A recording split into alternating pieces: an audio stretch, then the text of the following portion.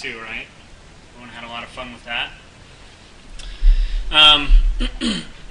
So basically what I wanted to do for this class period was I'm going to go over, hopefully you guys got a chance to dig into that study guide, the final study guide, and start doing some of those exercises. I'm going to walk through that study guide and basically demonstrate all of those, and then we're going to work through them together.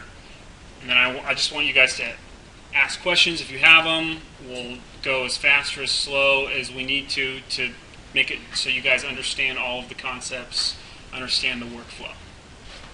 And then if we have time, I wanted to show a little bit of an example of an actual estimate, because we've been dealing with just the quantity takeoff portion. That's just part of estimating. The other part is putting dollars and cents to your takeoffs, right? And so just wanted to show a little bit of what an estimate at my company looks like, and then I have like a little small example that you guys can use to dump in quantities and to get pricing for.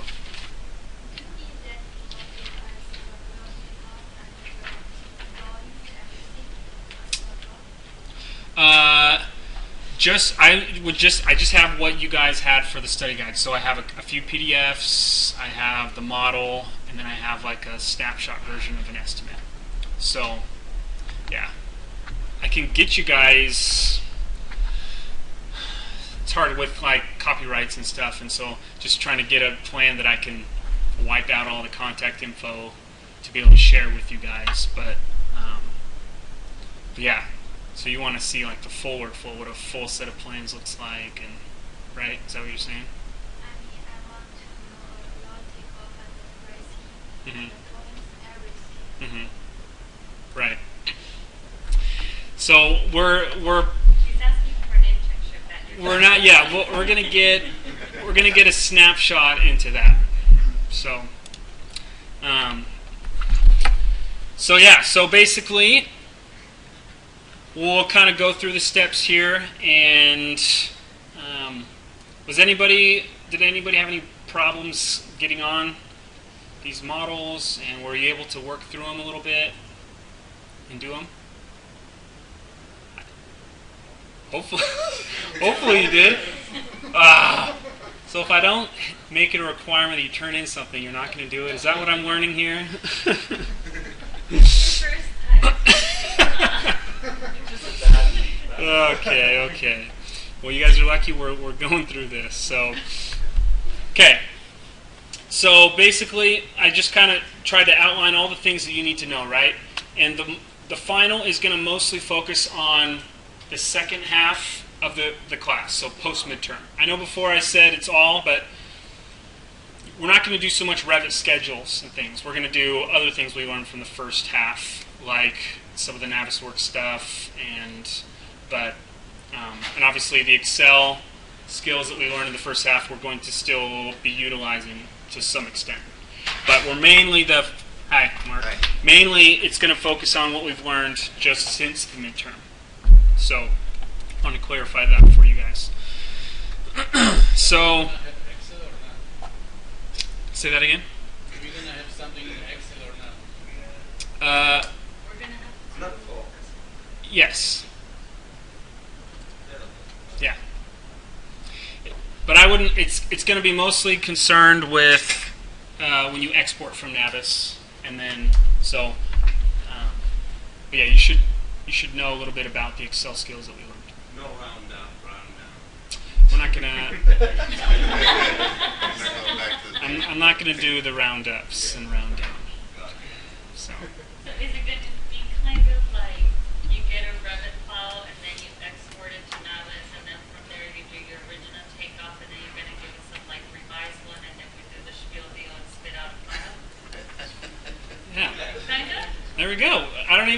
We're all good now, right? I got the full review right there. Yeah, basically. So that's exactly what you said. Outline is all these bullet points is the full workflow.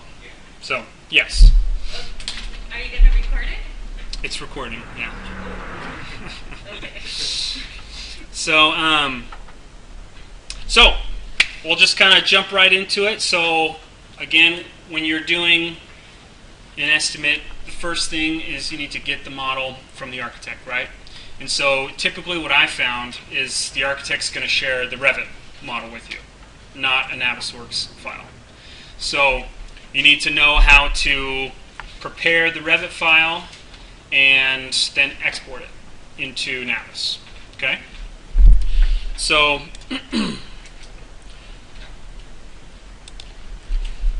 so what's the first thing you do when you're opening up a Revit file?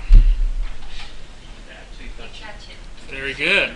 So in order to do that, I need to open up Revit by itself first, right? I don't just click on the Revit file.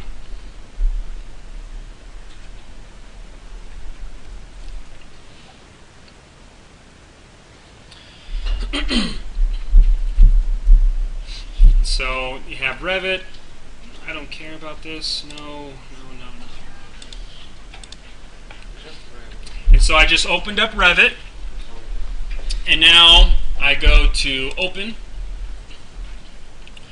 and find the location where I have, I'm going to open it on my flash drive. I've dropped the folder on this My Project folder.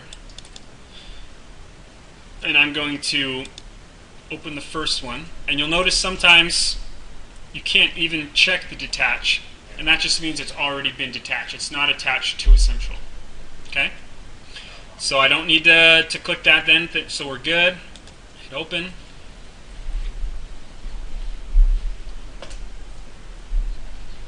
You did Revit architectural, right?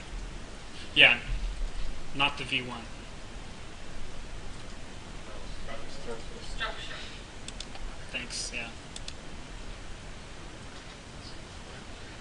Correct, I did the structural.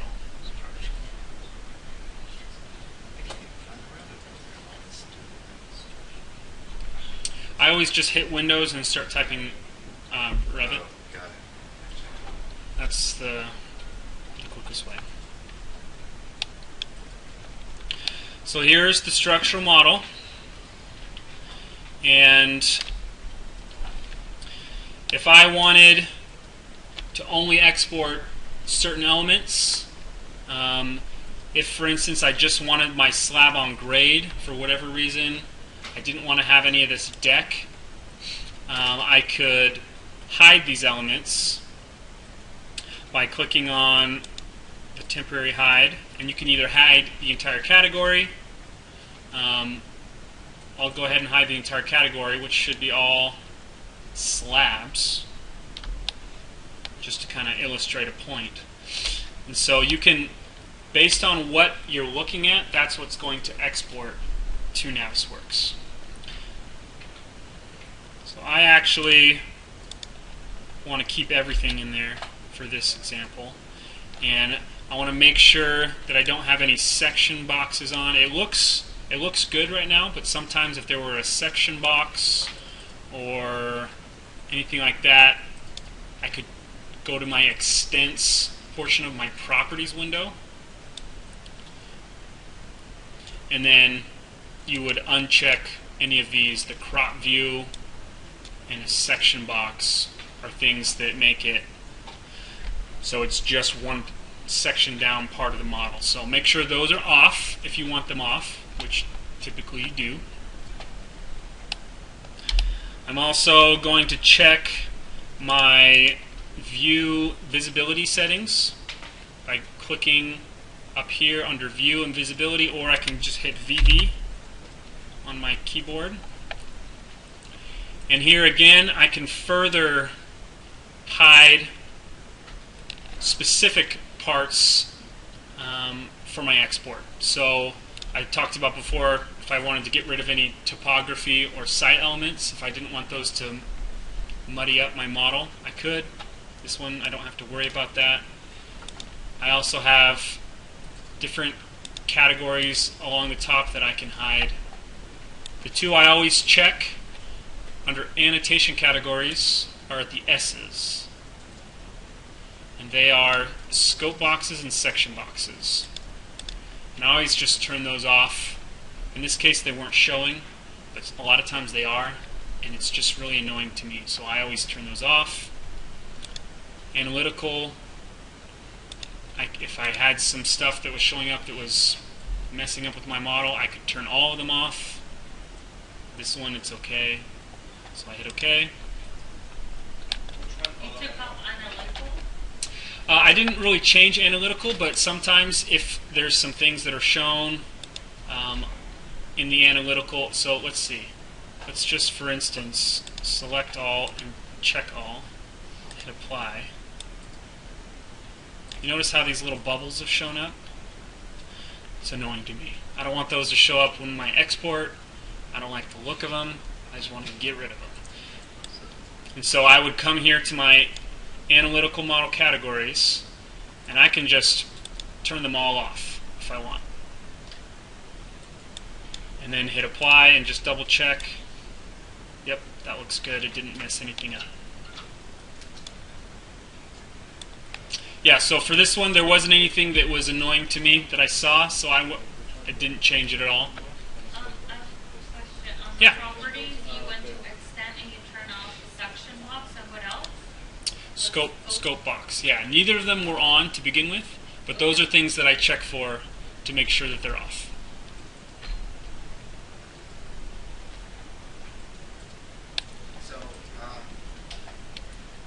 So the section is the same section box that we already had in annotation categories. Yeah, so when you Same here and oh yeah. correct. But I believe when you're turning it off in the view settings, Okay. it just makes it so you can't see the actual box as opposed to actually sectioning the model. I might have to double check that, but yeah, there's. So I think if it's sectioned down, for instance, if we turn on a section box, It's going to be on the annotation category. yeah. So if I turn it on in both places, I'll still on. so there's my. So I think on the visibility, that's just if you can see this box. So if I have it sectioned down,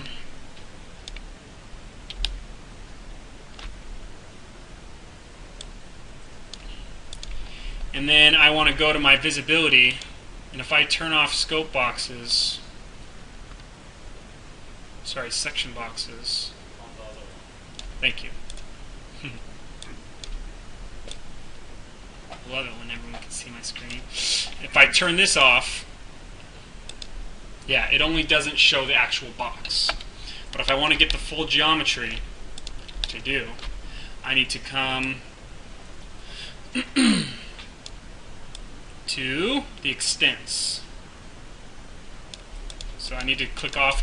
That was clicked on a specific thing, so I just need to click off. Then come. That means it's for the entire model. Turn off my section box. Okay.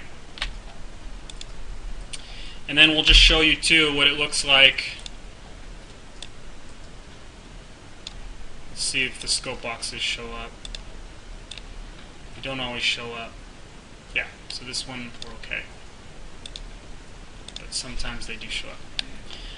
Didn't you did something in the facing on the properties, or that was just me? Nope, yep, that's the other part. So you can filter through different phases, and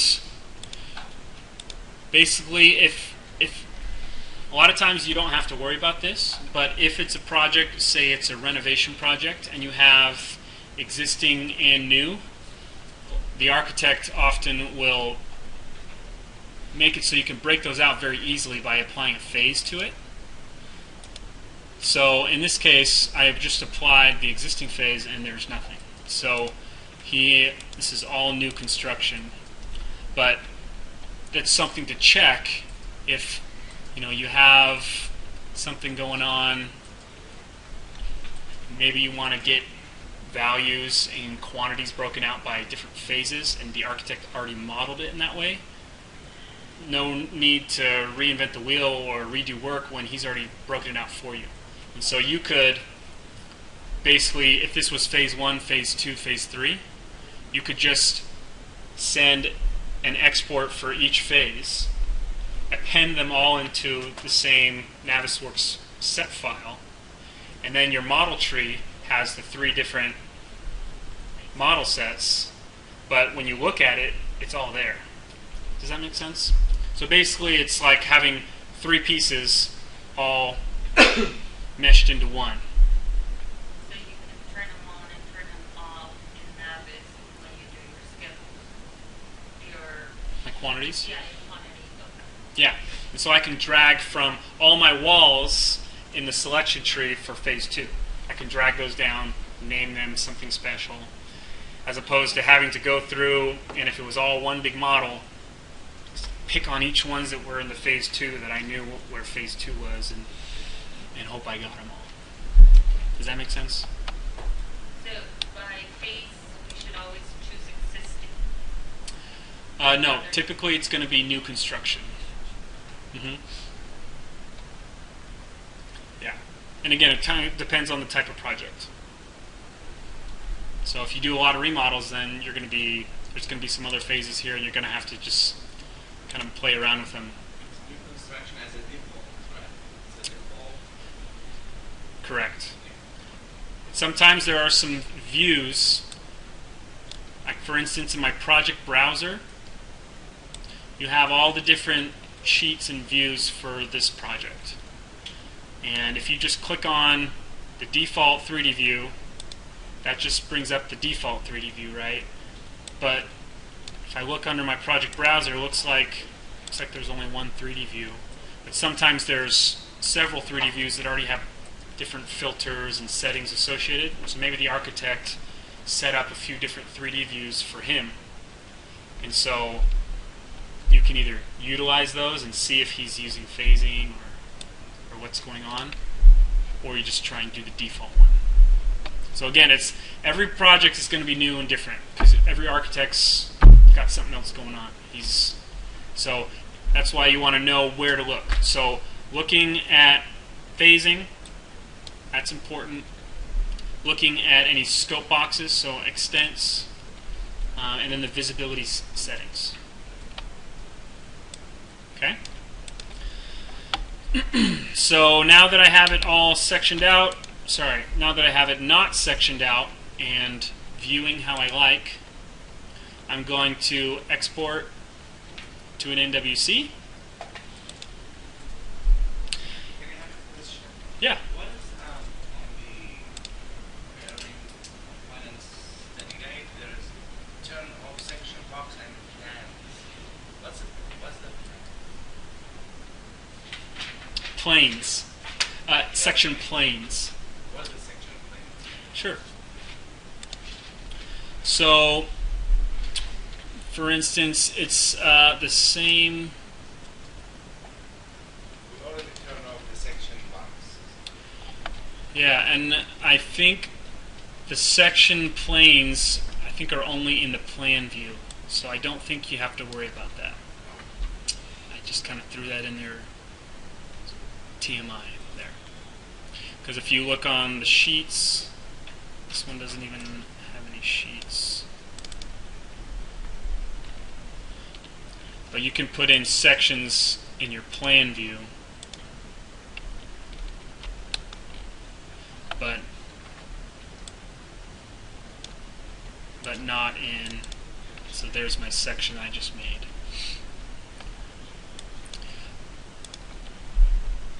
Yeah, so disregard the section plane comment. So export to an NWC, and then you check your settings, Navisworks settings. And here's where you could, if you want, have it instead to export the entire project, but since we just put all the work into making our view how we want it, we want to export our current view. And then I want to turn off divide file into levels. That's me personally, how I like to do it. I think it's easier for takeoffs. If you need to have takeoffs by floor, I would keep that on.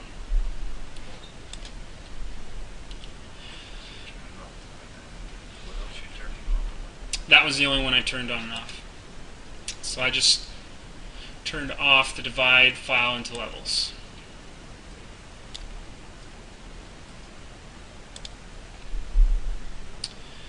So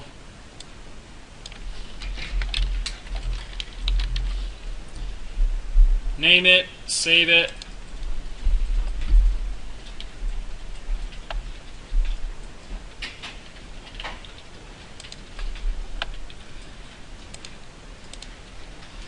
And now I can open up my NWC file I just made.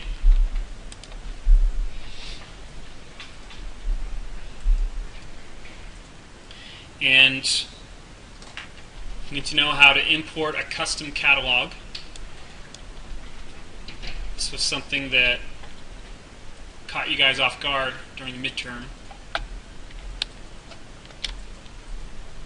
I'm going to always turn off my grids. I don't like to see the grids.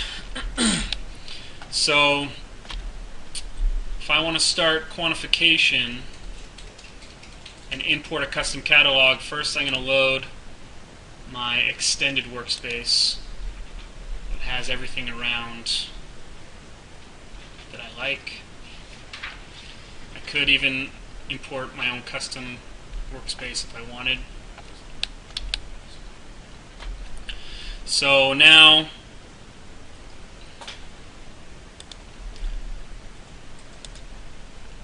I'm going to set up, Sorry, you double click on the Navisworks after you create it from Revit. You just open it. You don't go through. correct. Okay. Yeah, you don't need to do the same open Navis first and do any special settings. You can just double click on the Navisworks file. And so now you notice I've got my quantification workbook set up on the bottom, how I like it. I'm going to have my item catalog. This is just me, just kind of how I like things. So my selection tree is all one.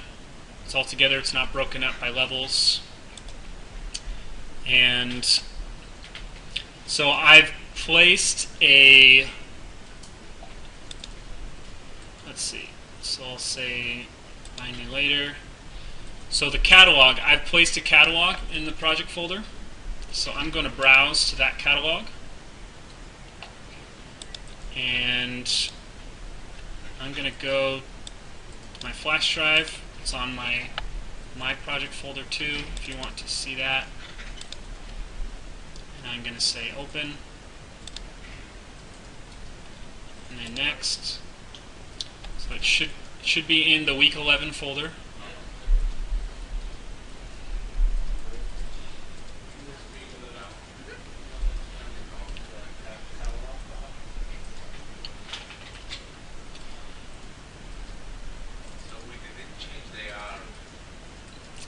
It was already changed. It's already. Yeah, so all the settings are associated with that catalog.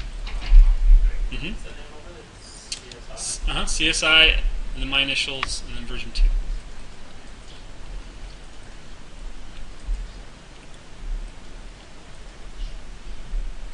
So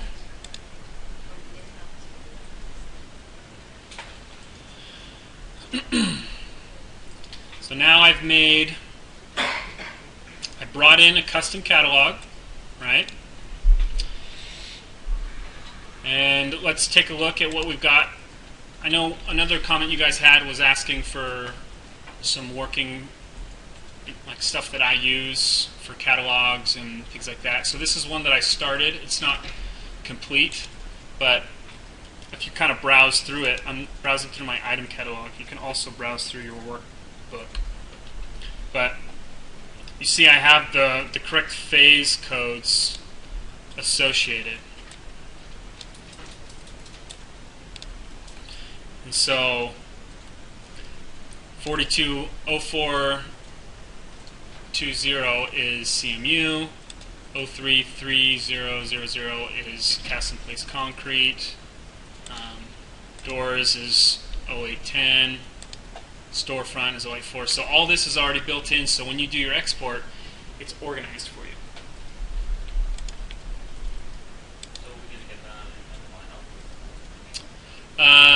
yeah, you're going to have to import a custom catalog.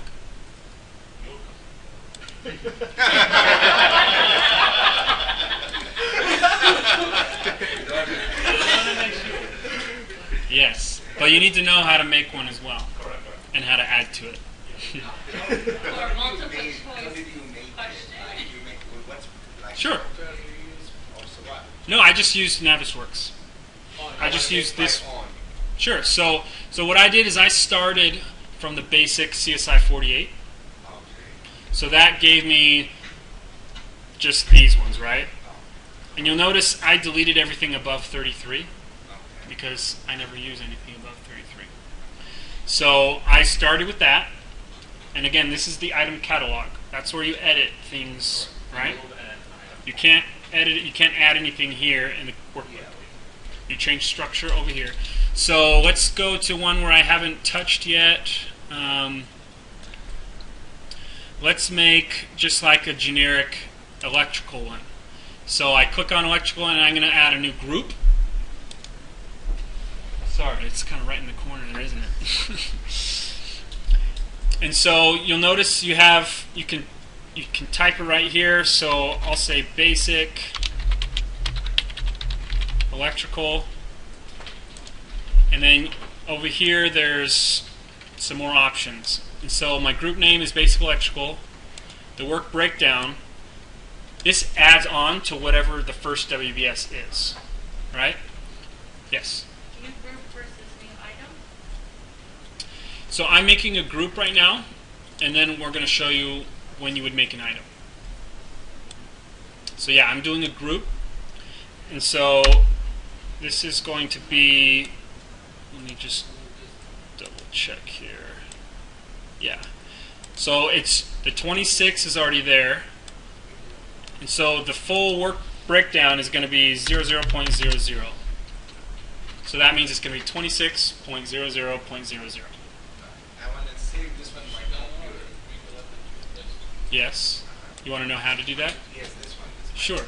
So yeah, so the file that you just downloaded or imported, I had to export. So say I get my catalog just the way I like it, all awesome, and I've put a lot of work and time into organizing it.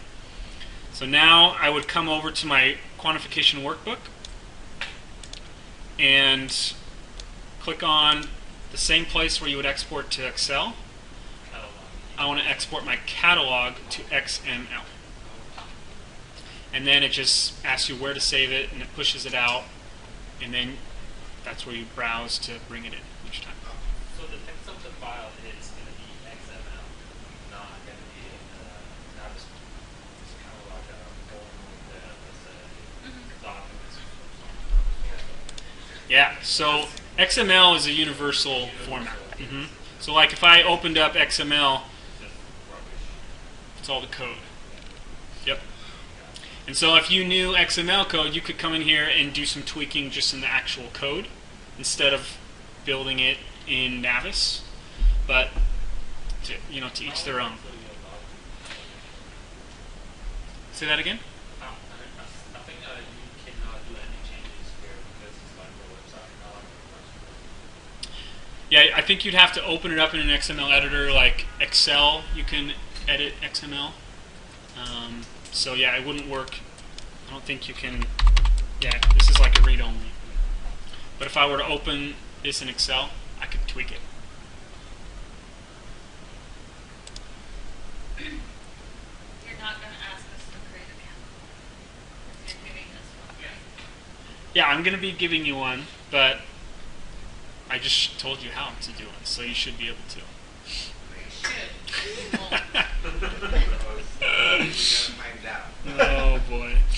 Okay. We're horrible. Yeah, you guys are really trying to milk it today. All right. So, so you mentioned about item, right? Creating an item. Yeah, because I never created a group. I just went new items. I would put like 3.20 and then but I wouldn't put the point. I would just put 00 or spaces. Mm-hmm. So And to create a group and then an item?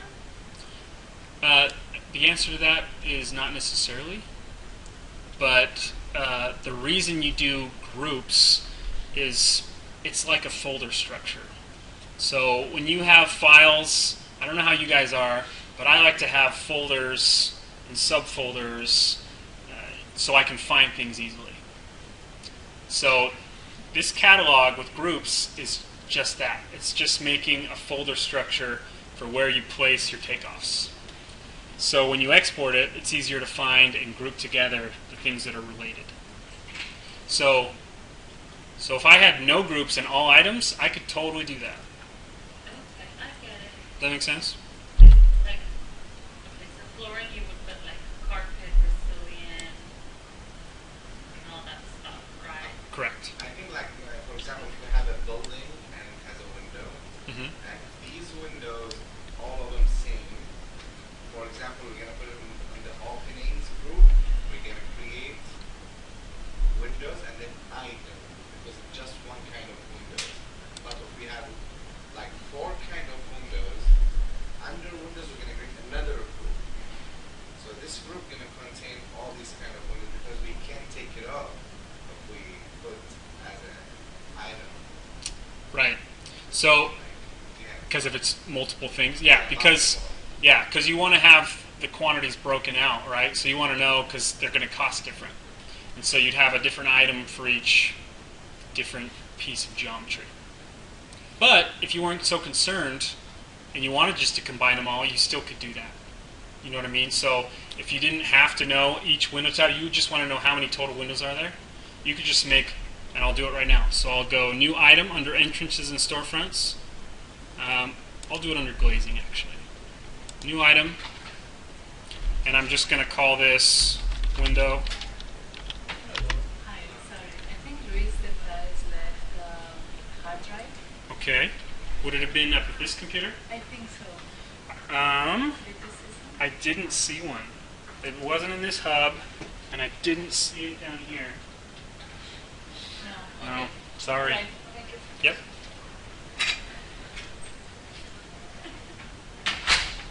That's a bummer.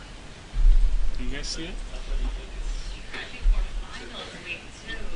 Yeah. Yikes. So now when I create a new item, there's a lot more. Guys, can you see that? Sorry, it's right in my computer basically. But there's a lot more options that you can have to put in for the variables. So for instance, continue on the example of a window, I want to, if I know that all my windows are a 3-foot by 2-foot window, just to show you what you could do if you wanted, I can make it so my area quantity equals 3 times 2. So no matter what, it's going to have 6 feet a square foot per window. So you can override things by hard keying like actual numbers, or I could say instead that this equals length times height, right? Because say maybe the window was modeled in such a way that the area wasn't coming through, but it did show a length and a height. And actually, it would probably be width for a window. So my width times my height is going to give me my area. So, and then I'm going to make my primary quantity, which is always at the end. This is not a necessity to do this, but it's good practice to put in what the primary quantity is. And I'm going to say equals count. And then I have to put a unit in, and it's going to equal each. I can even change the color to a different color and change my transparency to make it really transparent. And I can even put a description in if I wanted.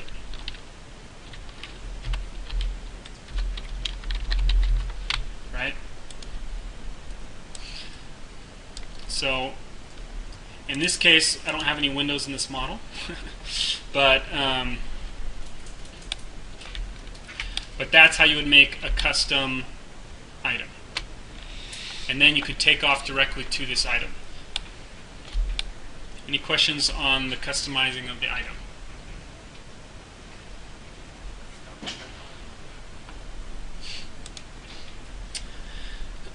So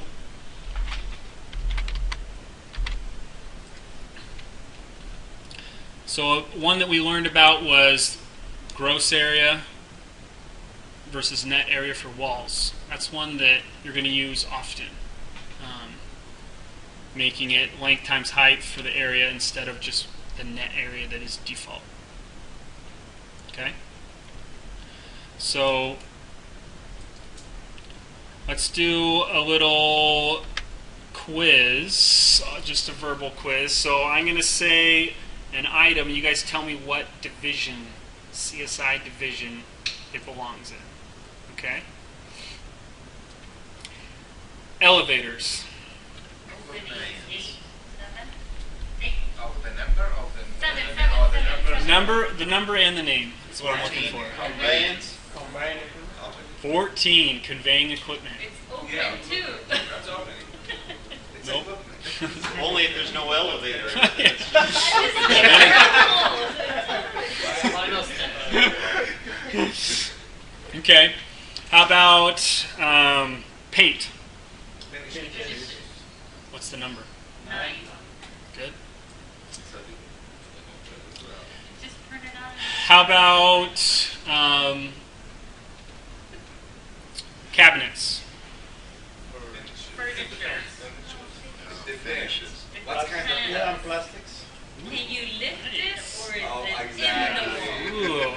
So it's fixed cabinetry. Also So it's finishes. finishes. No, Wood and what plastic. workmanship work stuff? Woodmanship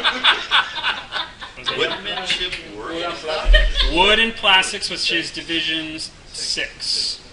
See, I was Do you know the actual code for the architectural millwork, woodwork? 6400. 064000. Okay, how Now about you're just showing off overhead coiling doors, like roll-up doors? the opening. openings. Good. Yeah, which division? 8. 8. How about reinforcing steel? Concrete. Good. 3. 3. How about site concrete? Side concrete. What do you mean by Like the site? sidewalk. Sidewalks. Yeah, sidewalks and seat walls. Concrete. It has a different one. We haven't talked about this at all in class. So it's not 03? 34, It's not 35. 1 or 2. Yeah, it's over 33. Yeah. So in the old CSI format, which only went up to 16, it was in Division 2, which is existing in site conditions. Yes, I But in the new CSI 48, that's been since I think 2004 10 or is when those came out, that now it's in 32. What is it? Exterior finishes, I believe. Yeah, exterior improvements. I'm old fashioned. That's what you're going with? I like to stay old. How about appliances?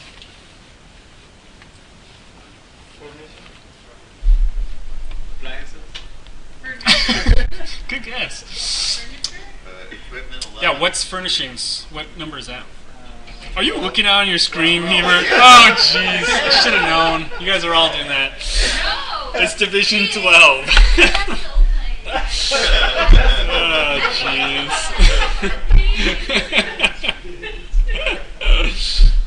Okay, so Would I be giving you horrible answers about so these are things that it would behoove you and benefit you to study up on these and to know what your CSI divisions. It's definitely just the general ones, but even good to know what's like ceramic tile. So where would ceramic tile be? finish Okay. So which is division what? 12. 9? 9. And then Finish. Oh, for no.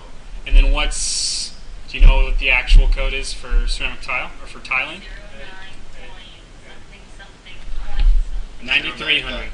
3. Yeah, 093000. Yeah. What is Unassigned, that means they don't have something for it yet. So maybe in a few years they'll make something that will go there.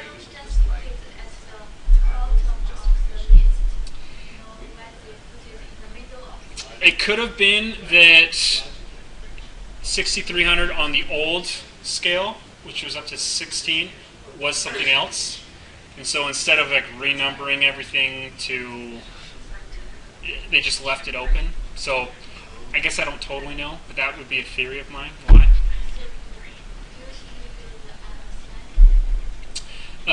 No, I don't. Yeah.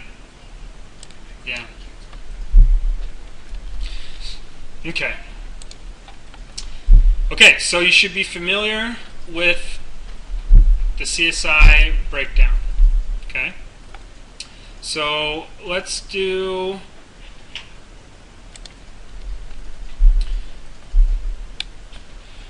we'll bring in a PDF, and let's just make sure what I have.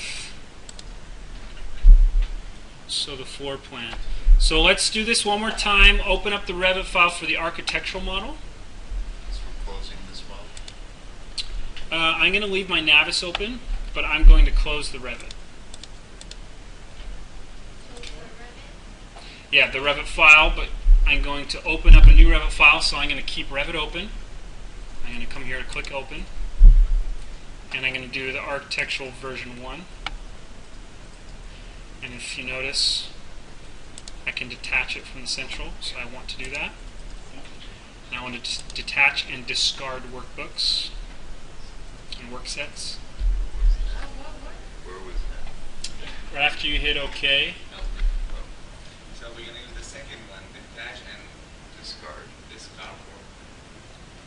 so the work sets, those are good. They're, like I said last time, are for work sharing. So when you have an architect with several different drafters working on a file, they can all be working on the same one by using work sets and a central file. We don't care about that. We just want to pull the quantities. And how often are you getting Revit files from architects these days? So I've been working on more and more like budgetary projects and things like that. So I'd say for those types of jobs, maybe almost a quarter of the time, quarter to a half of the time, I'll be able to get my hands on a model. It kind of depends, right? But that's probably what I'd say. So if the rest of the time, the PDFs they're giving you, you can use that as the DWF file, pull it in. Yeah, I could pull it into Navisworks under just like pulling my PDFs and do takeoffs that way. But I typically will use either Bluebeam or on-screen takeoff if I just have PDFs. Okay, so that's just more efficient than Yeah. They do pretty good, Autodesk, with making that functionality. It's a new feature, but it's just not quite as slick as something that's built to do that day in and day out. So, doing a lot of processing and upgrading. Unfortunately, this is just part of the workflow. I'm going to say ignore. You notice this one opened me up into a floor plan view. So if I want to get to my 3D view, I click up here on the default 3D view. And here I've got my pretty model. One thing you notice, if you click on an item and then you hold down Shift and then click on your scroll wheel, that's to orbit, it's going to orbit around whatever you clicked on. So if you clicked on something over here and you're like, hey, why is it swinging so light? It's because it's whatever you're clicked on, it's going to... The sensor point. Exactly. So it can be frustrating if you don't realize that, but if you know it, it's like awesome because, okay, I want to get right in to this window, so I'm going to come in and And I can go on the other side of it from the inside of the wall. So, something good to know about Revit. Okay? I have a question. Yes? So, AutoCAD cannot convert it to Revit. The file we have on the drawing to AutoCAD cannot convert it to Revit. Yeah, when you say convert it to Revit, you mean have a 3D model shown. No, you can bring in DWF files, which are AutoCAD files, to reference, I believe, but no, you would have to redraw that 3D geometry. So the more architects they do Revit more than AutoCAD. It's starting to become more the standard, yes. There's still plenty that just will stick to AutoCAD, but a lot of your bigger firms, they're all going to have Revit and be drawing in Revit. So it looks like I don't have any scope boxes or section boxes, so I'm just going to go ahead and export. And as well,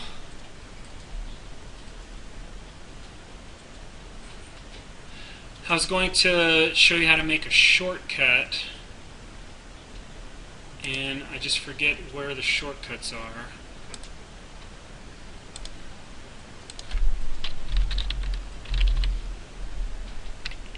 So, keyboard shortcuts to add. It's the great thing about the help. So, view, window, user interface.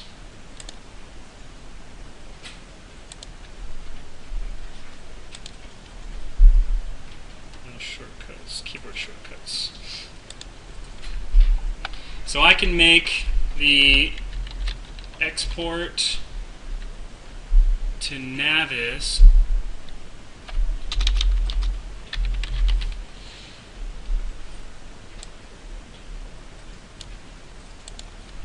and I can make a shortcut called NN and assign it. So now all I have to do is hit NN and boom, now it's my export to Navisworks. Yeah, because that's what I just made it. So you can do multiple, so I'll do that again for you guys. So I went to View, User Interface, and then Keyboard Shortcuts. And then I just did, you could either find it on the list, these are all the different operations Revit can do, which is a bajillion, or you can just search for Navisworks. And under the External Tools, Navisworks 2015, click here, and then down here under Press New Keys, you can assign your own shortcut. So I just happen to know that NN wasn't taken. A lot of times there'll be other things that could be taken, so you have to get creative. Is it capital sensitive? Or No. Yeah, it doesn't matter. Do you assign or press OK? You assign. So you click on it, press assign, and then press OK. What is the shortcut of like zooming for something specific, like page out? That's in Navisworks. Oh, and that is one page. Yeah. So, Mhm. okay. Yep. I was just checking if it works in Revit too, but it doesn't. Nope. Right. So, again, we're about being efficient and being quick and using your time efficiently. So, if you're doing a lot of the same thing, make a shortcut for it. So, we're exporting. VV, again, is my visibility and graphics. So, I'm going to hit VV real quick, check my annotation categories, right? I didn't see any problems, so I don't need to do this, but just in case, I'm going to turn these off. And then I just hit NN, and now I'm exporting to Navisworks. I'm going to check my settings again. It'll be the same as whatever it was before, so it should be good, but just verify my levels. It's not dividing into levels. And then I'm going to say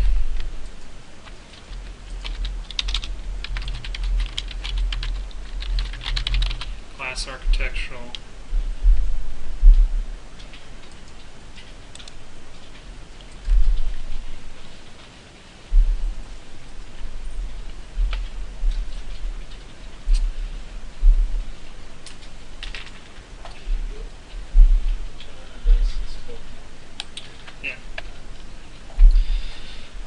So now I'm going to go to my Navisworks that I had open, which is the structural, and I'm going to append in my architectural.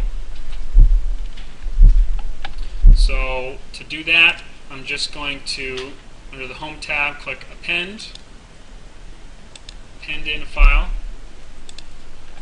bring in the file I just had,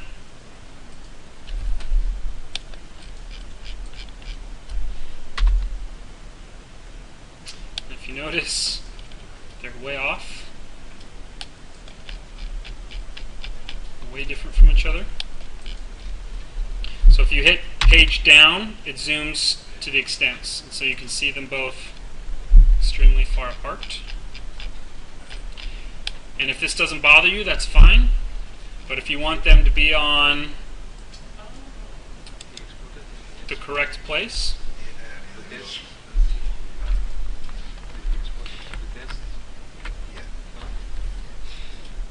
Well, you're gonna append it. Yeah, is that whatever you named it? Yeah, okay, last test. That doesn't matter. You can just save it. And you go in. and so if you want to make them on top of each other, you go to the model tree, selection tree, and you click on the highest level. I missed something. Yeah, so did you export your Navisworks file from the architectural? I'm exporting now.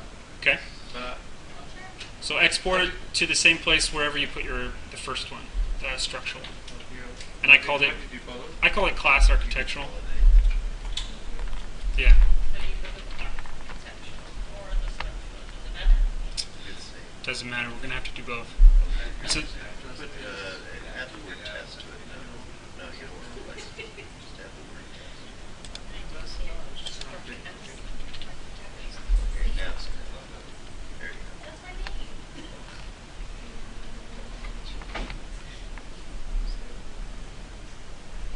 I don't know why you got that.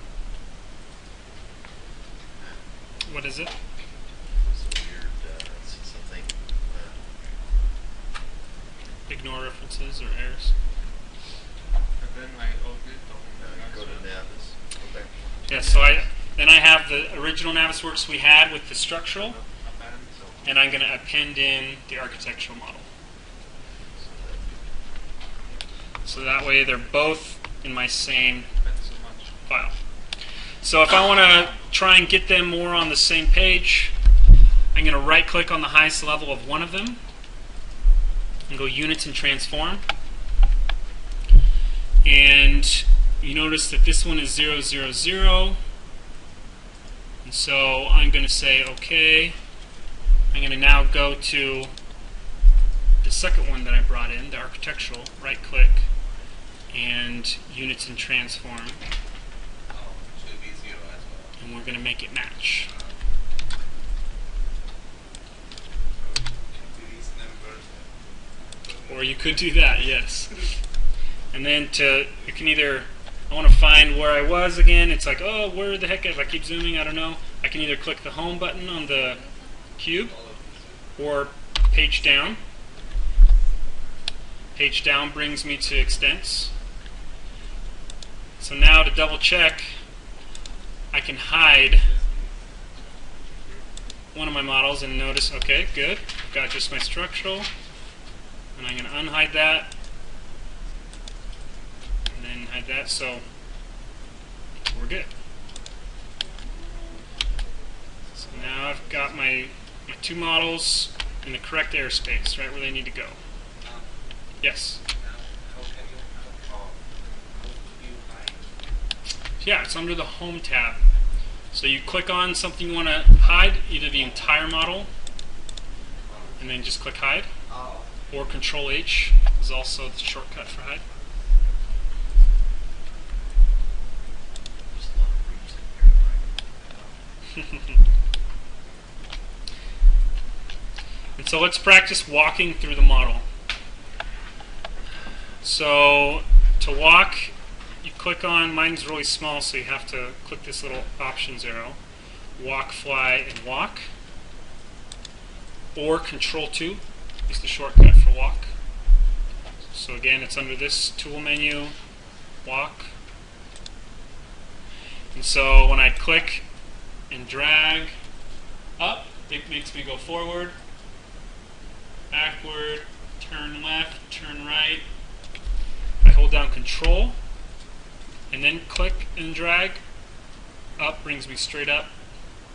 Down is straight down. Left is kind of sidestepping left. Sorry, you do what to do that? If I hold down Control. Control. Or another way to do it is holding down the scroll wheel. It automatically puts you in that mode. So left click and drag makes you walk. And then Control and left click makes you go up or down or sidestep left and right. So it's a really clean way to get around the model when zooming doesn't work very well, because sometimes that happens. So you can kind of explore the model.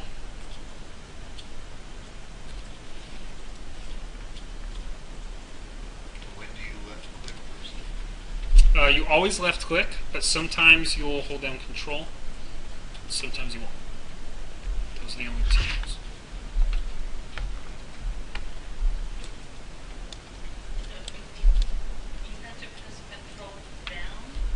Yeah, you hold down Control and then you left click and hold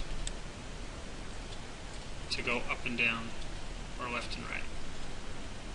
Does that make sense? So you're holding both down. And you'll see when you hold down Control, the cursor changes to the 4 arrows. So that's the different mode. It's either the 2 feet or the 4 arrows. Is there a 4-foot mode? What was that? Do you need to save the view? No, but you could save a view if you wanted. Oh, you're talking about like when we did compare changes and I had to save a snapshot? Is that what you're talking about? Oh, so yeah, so this isn't necessarily going to be a question on the final, but it's something to be able to get around your model. You're going to want to be looking through your model during the final. So this is one easy way to do it. And then if I go back to my pointer, whoa, sorry, it's over here under Home Select or Control 1. So we're going to want to change the shading, right? We're going to change everything to white so it's easier when we do quantification. So to do that, we go under Viewpoint, change the mode to shade it, right? And then now I'm going to make everything white. So I'm going to select all of my models. So I'm just going to hide the structural model right now. So I'm going to hide that. I'm just going to focus on the architectural. So I click on the architectural, I right click, I say override item, override color, and I'm going to make it white. Now I do the same thing, right click on it, override item, override transparency. So you make it white. Yeah. And I'm going to make it 50% transparent. How much? 50%. So right in the middle. And then you notice it kind of gets difficult because you start seeing through the floors and it's kind of hectic. So I'm going to come back to my floors and my roofs. So roofs and floors. Hold down Control and select them both at the same time. And then I'm also going to do ceilings. Anything that's in the vertical plane. Sorry, horizontal plane. And then I right click on those that I just selected. There's 3 of them. Ceilings, floors, and roofs. Am I going too quick? Is everyone following along? You good? Okay. So make sure. Again, override item, override transparency, and I'm going to make it back to full opaque, which is not see-through at all. 2, 0. Yeah, all the way to the left.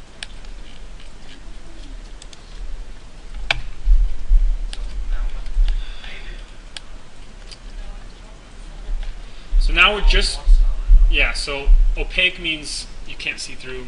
Transparent is, right? So, and so now if I walk through the model again, Control 2, if I come through and I can kind of see a little bit better through the walls a little bit, and it helps me to know what's going on. If I select something in the model, Control 1, I can select something,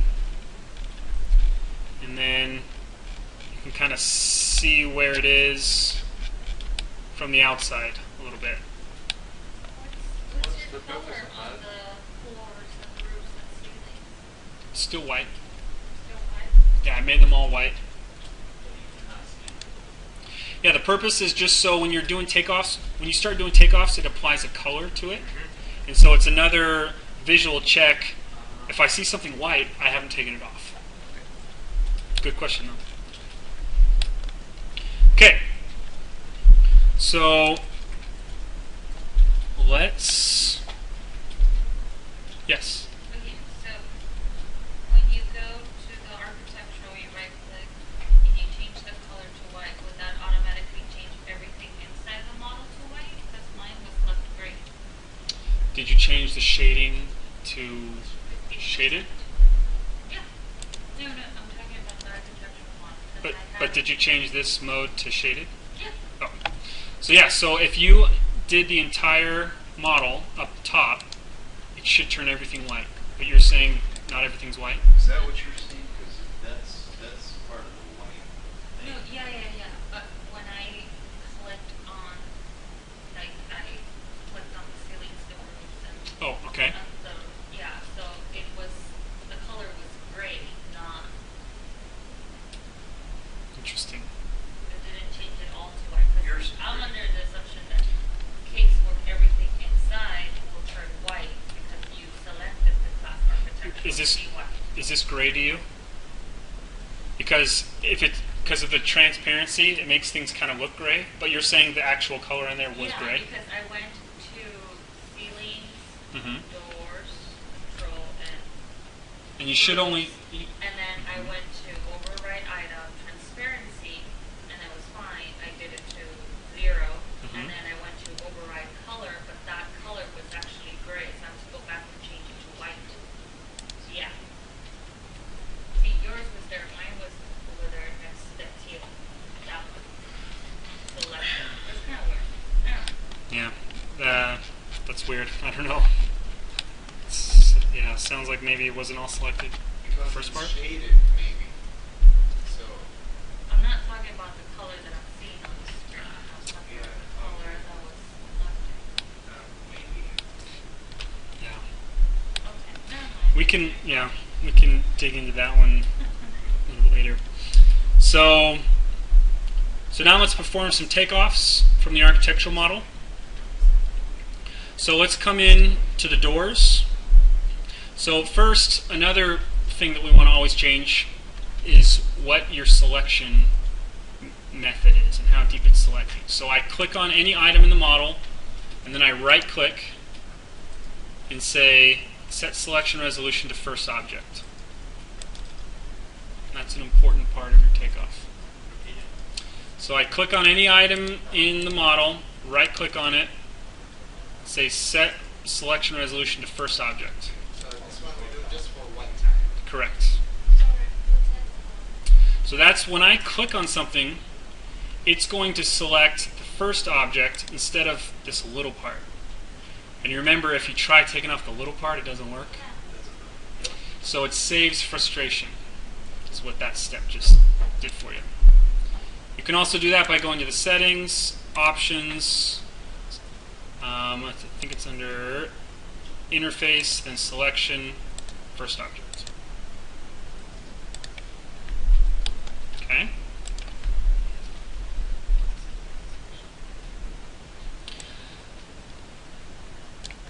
So we're going to do, I'm going a little bit out of order in my study guide.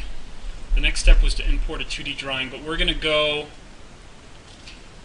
and use a couple of the, we're going to jump down to here. So the different methods of takeoff. What are the three main methods of takeoff? Dump. What did you say? Well, that's one. Extra crispy. The dump. Deep fried. Got nothing? Come on. So right So click on the it, dump, or right click on the select one, and you quantity. So so you drag it.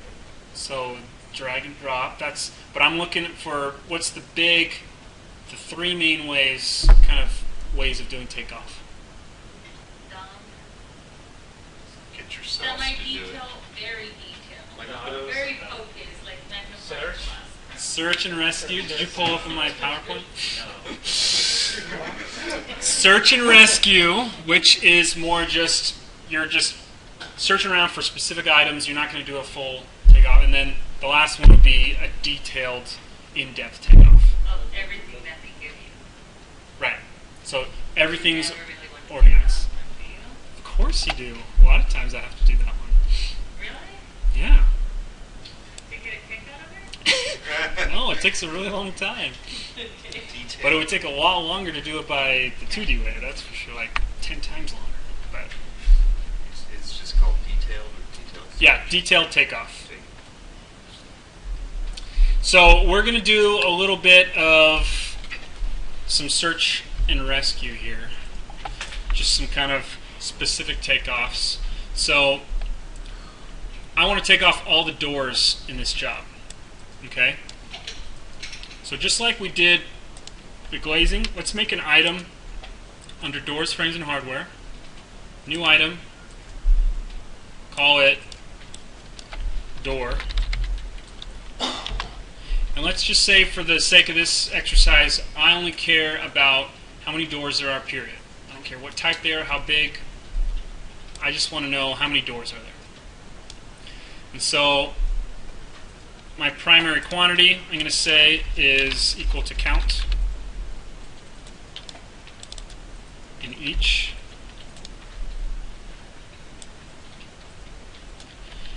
And then I'm going to come over to my doors. And I'm going to select all of these doors.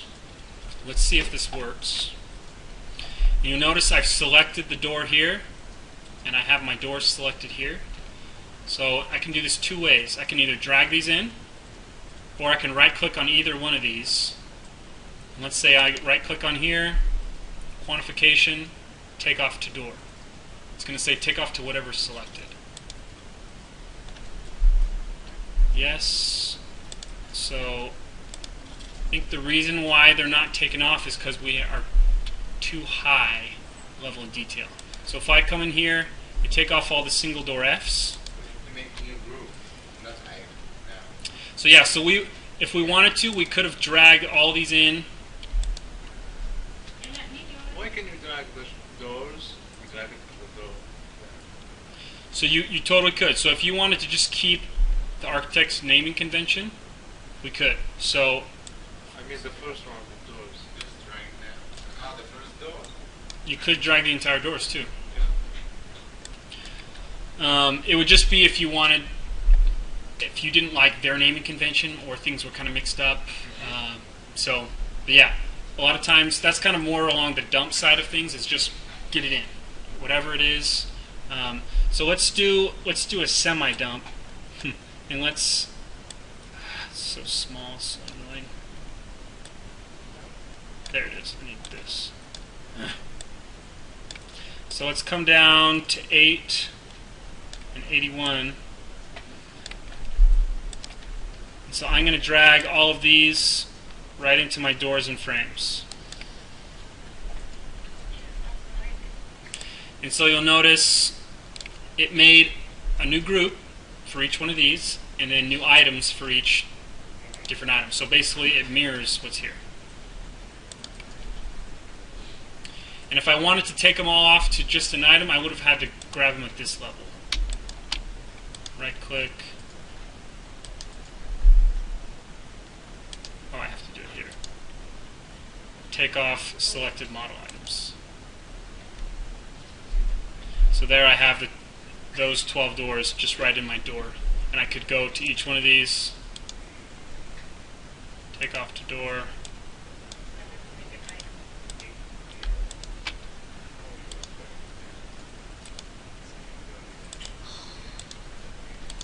So I'm having these kind of doubled up right now, but just to illustrate the point.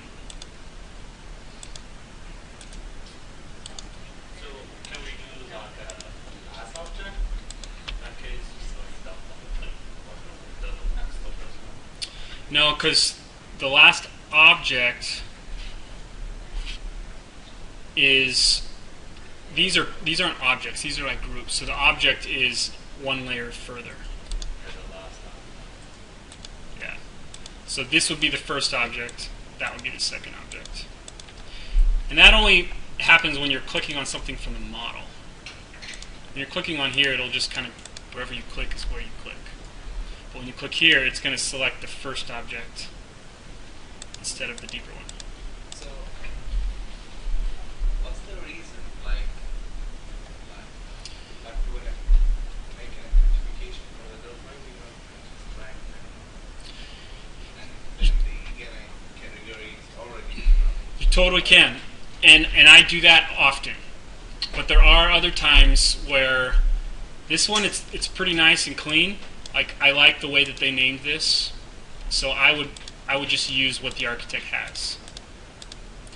one by one. No, so I would have done it the second way, which was just dragging in, boom, drag these in, boom, or into here. So that, in this case, would have been probably the most effective.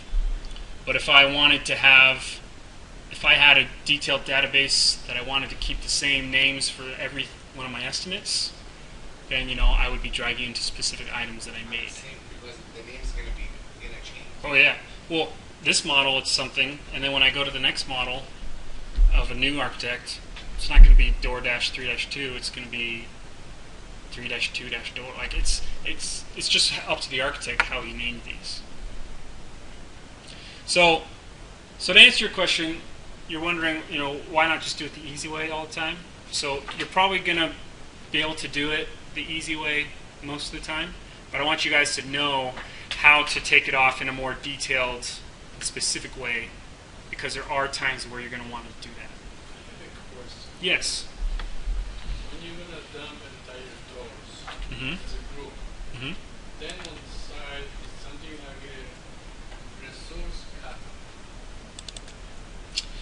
Uh-huh. And when you open this one, you can have this Yeah. values that you can change. Mm-hmm. So we didn't get into the resource catalog as much this class or at all, but this is a time where you can assign. So say you have a CMU wall or a drywall wall, for instance. You can assign a resource for each part of that wall. So you can assign a resource for the drywall, the actual drywall partition, the chipboard, the actual drywall. And then you can assign a resource for the metal studs. And so when you do your takeoff and then assign these resources, it basically does a little more calculation for you. It'll tell you how many studs you need. You have to set it up, of course, but it's another way to kind of get a little more detail.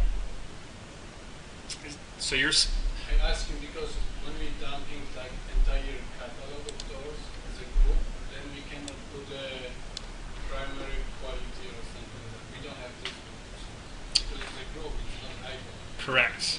Can you jump to this resource catalog and then use the content, the primary quality and the Ye- and other stuff? You would still have to assign a resource quantity to every single one of those items.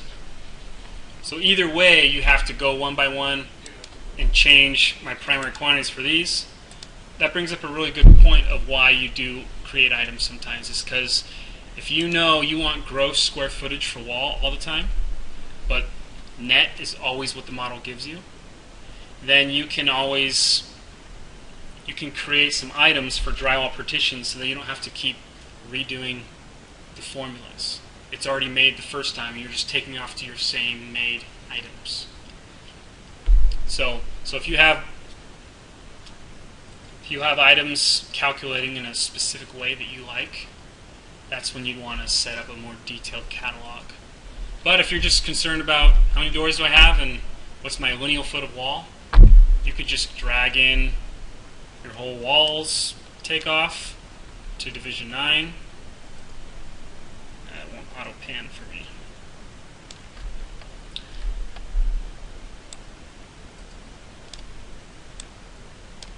This window's bumming me out.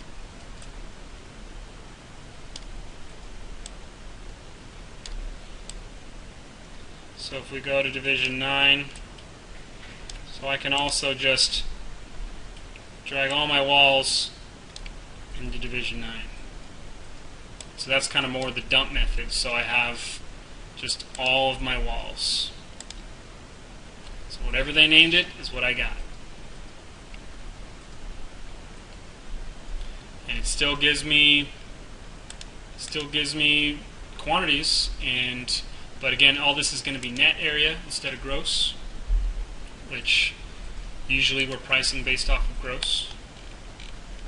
But so that's kind of some of the methods, right? So the dump is just getting everything in for quick, rough takeoffs. A search and rescue is, okay, I need to find all of the CMU in this job. So I'm going to find, just use either search sets or search through the selection tree to find the CMU. And then detail takeoff is more, I'm going to go item by item, group by group, piece by piece through this selection tree and through the model and take off everything to exactly where it goes. Would you create your sets when you like search for items? That would be your search and rescue part. And you then set it, save the set or something. Yeah, so like if we can do that right now. Looks like I already have my find items open somewhere. Here it is. So if I click on the model I want to get in, I can do a search, and I'm looking for name. Oh yeah, item name. And again, there's lots of different, so if let's jump out of this. If I click on a wall here, and I look, the item name is basic wall. So I know that if I just search for drywall or something, it's not going to pick these up. But I can find a different category in here.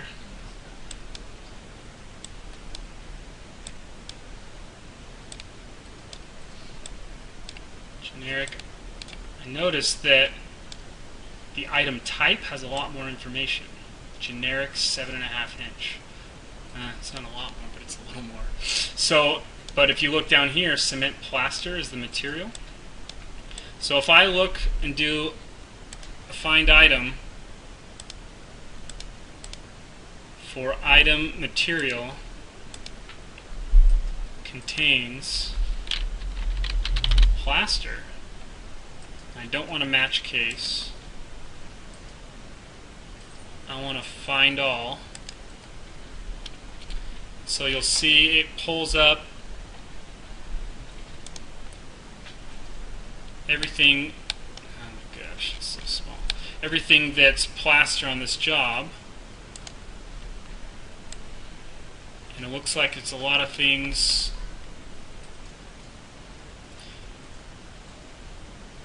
in the walls. Looks like in the corbels. There's cement plaster.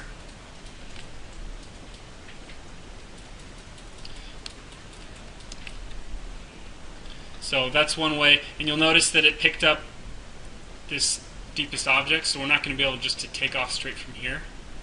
So we'd have to either modifier search, or we come in and we know all the generic 8 and an 1/8 inch and all the 7 1/4, and I could just drag in manually, so I know, okay, I'm just going to drag in all of these. Anyways. So that's kind of the search and rescue. Sometimes on a mass scale, you can have problems with trying to do the dump method when you do the search and rescue, as you may have found.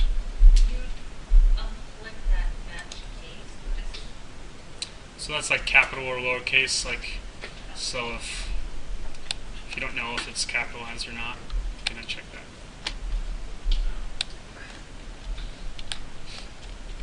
Okay.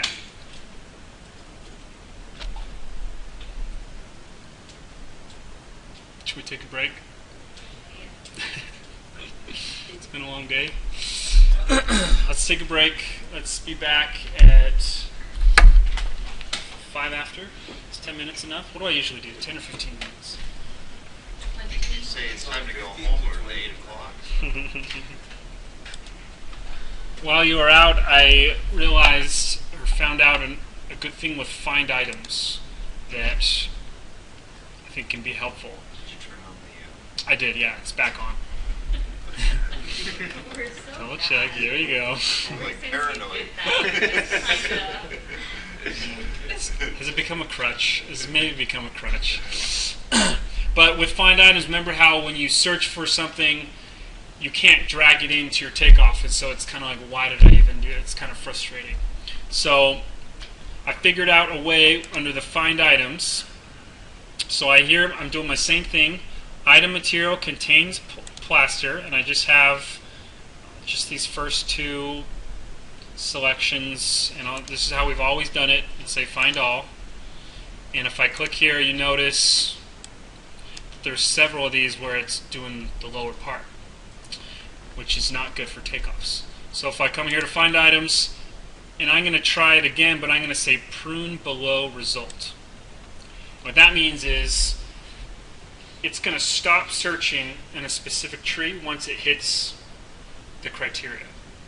So if the first group said plaster, it's going to stop. So it's still going to be, I'll show you. So I just say prune below result, and then I click on the model I want, say find all, and now you notice when I come up here, it did just the one that I want. It didn't go the one below. However, if I come down here, notice that it still did it for a few, because I guess in this case, only at the instance level did it mention anything about cement plaster. So if I were to take off the selection, it would say, One item. yeah, however many there are of just those could not be taken off. But the majority of the other ones could. So, just kind of another thing to stick in your tool belt. So when you get that, you can just unselect that one and then take off everything else. And Sure. Go back and do that one. Yeah, so you could save it as a selection set and then go through and unselect those, take it off. I like to save it because then at least if you mess it up, you can go back to it real quick. And then once you change the selections, you could save that new selection as a new selection set and delete the old one. You know? So you can work around it in several ways, but okay. So we talked about the different methods of takeoff, and we colored everything so we know what's been taken off. You notice I haven't done my roofs because they're still white, and there's other things on the inside as well that I haven't taken off. I know because they're white. Looks like doors. So I have a question for the The windows. file, like the question is specific, like for example, it's like find make quantities for the drywall, and there's it's like a different kind of drywall, and sometimes we get confused, like Right. So like for the last one where I had you take off just drywall partitions and it said chipboard or it said rated wall and things like that. Chipboard, no problem. We can go Sure. which one is, Yeah, so yeah, I'll try to be sensitive to that, but yeah, so part of it is though knowing about what's in each division and some of the construction terms. But yeah, I'll make sure to be a little more sensitive to that. hmm So now let's bring in a 2D drawing. Anybody remember how to do that? To bring in a two-dimensional drawing and perform a takeoff on it. Batch utility. So you go to the view and windows and go to the project browser. Yeah, Oh. very good. So view, Windows, project browser, because it's usually not shown by default. And I'll be interested to see, you know how we installed that plugin? I wonder if it's still installed. So I'm going to come in here and say import sheets and models.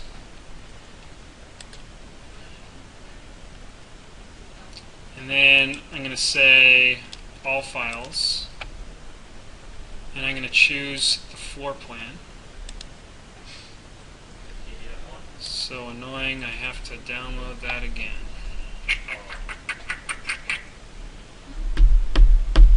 The week 11. It's only showing NWC, so you have to pick all files. Yes, of course.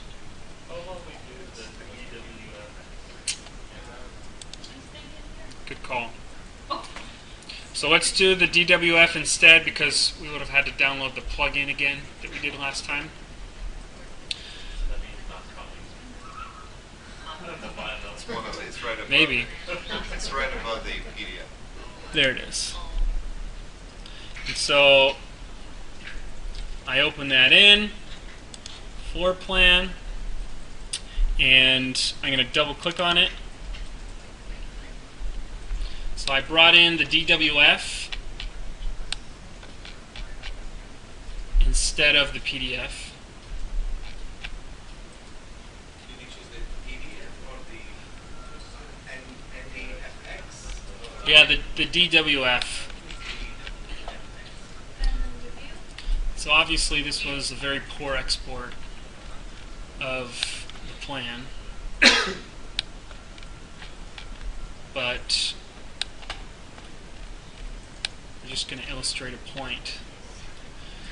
So in DWF, wow, that's really bad. In DWF, the scale theoretically is already set. So in a PDF, you have to set the scale and calculate the scale. In this case, it's already set. So just to say that we can do it, obviously we know this is a terrible example, but you can choose an area condition and you can perform a takeoff that's on something that is not shown in the model, right? So for instance, if there were fire extinguishers you knew that were required for this project but the architect didn't draw them in, you could show the counts of where you would assume the fire extinguishers would go. You could also do floor coverings. That's a lot of time not modeled. So we're going to come in here and we're going to make an area condition, and then I right click to finish.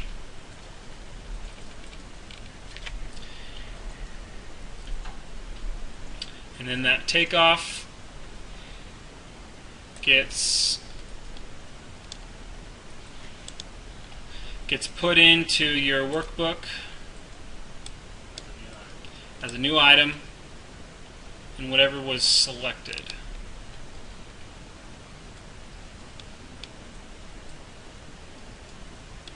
So since I had walls selected, it did that. So I'm going to click a group and then do another quick takeoff. This time I'm going to do a polygon, a count.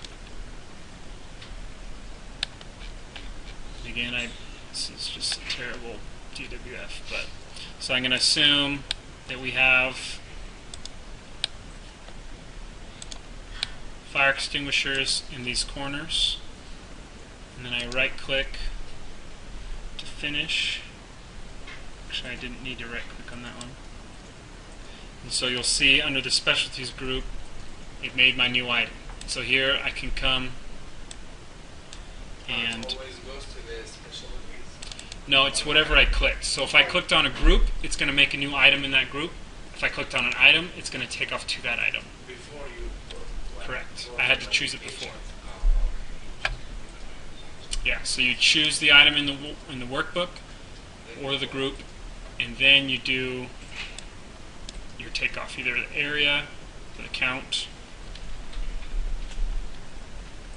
So then you can name that area, right? And you have to do that in the item catalog.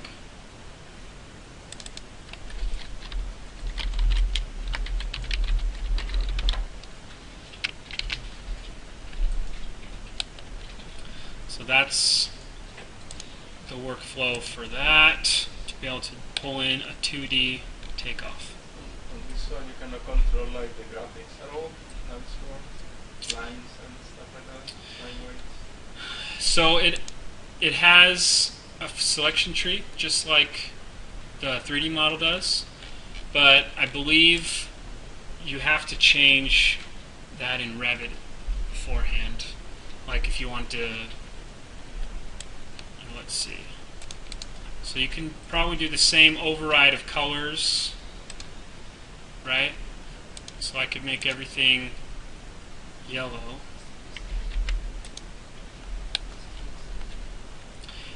So you can do the same kind of overrides for colors and transparency, but as far as line weights and things like that, I'm not sure that you can change that. How did you, where did you click for the, Sure, so I clicked on in the selection tree, yeah, I right clicked, and it said override item, and then override color. oh,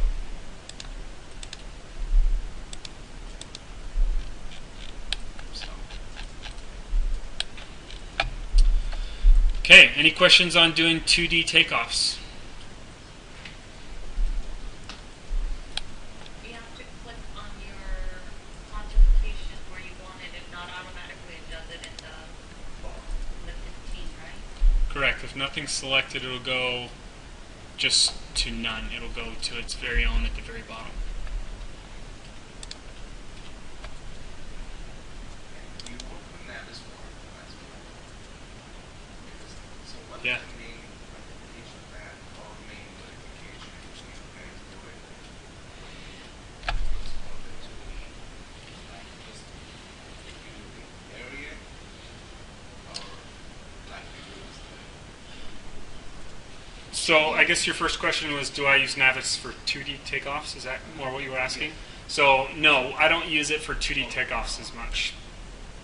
because I don't know, I feel it's not that much like clear, there's enough pure results.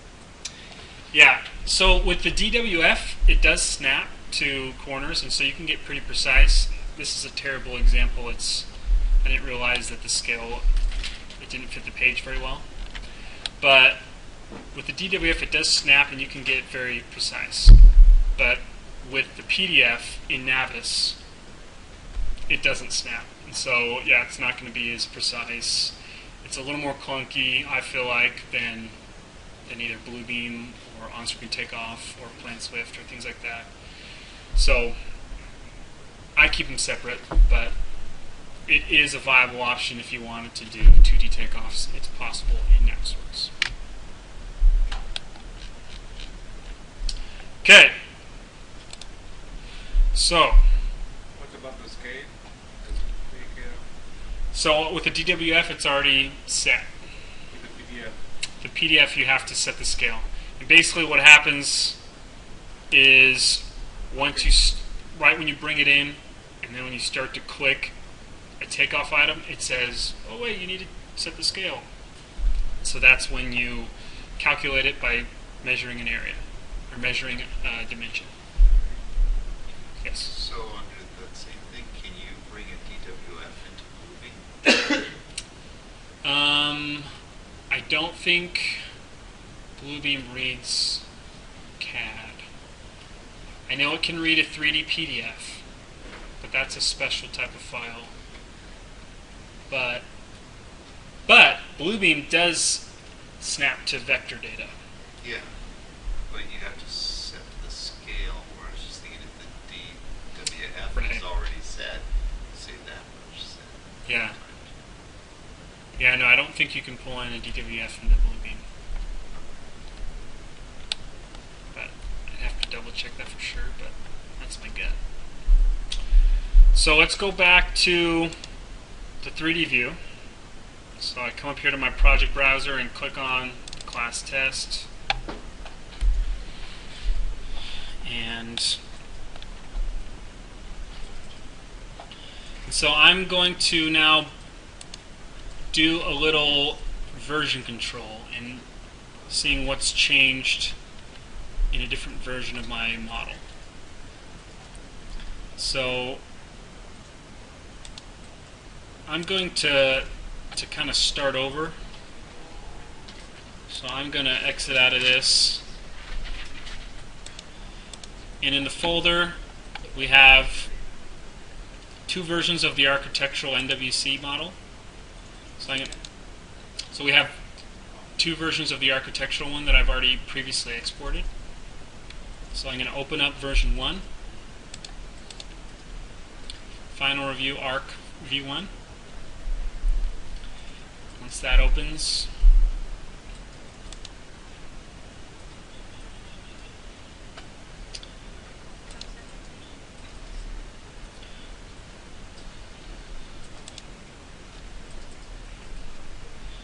so now I'm going to append in. Oh no, let me unpin that. That's strange. I'm going to go to home and append in the V2.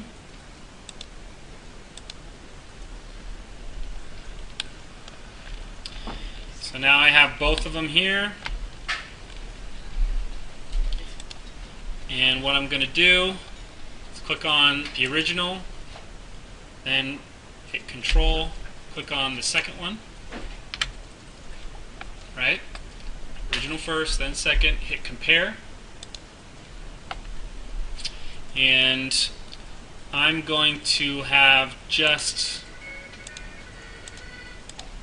the name and geometry.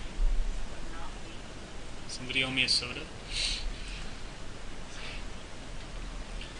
Okay, so I clicked on the first two, compare. I'm just doing name and geometry because that's what I want to do on this one. I'm going to uncheck save each difference as a set. Everything else I'm going to leave on. Hit OK. Just name and geometry. I have to append it? Yeah, you have to append in. So yeah, I just had name and geometry on. And check all the ones. No, not all of them. So, and then on the right, here, I'll just show it to you one more time. So first, second, compare. So I just have these two checked, and then just uncheck that one. Yeah. And you can do others, but for me, it's what usually I find when I want to know if something changed. It's the name of the geometry.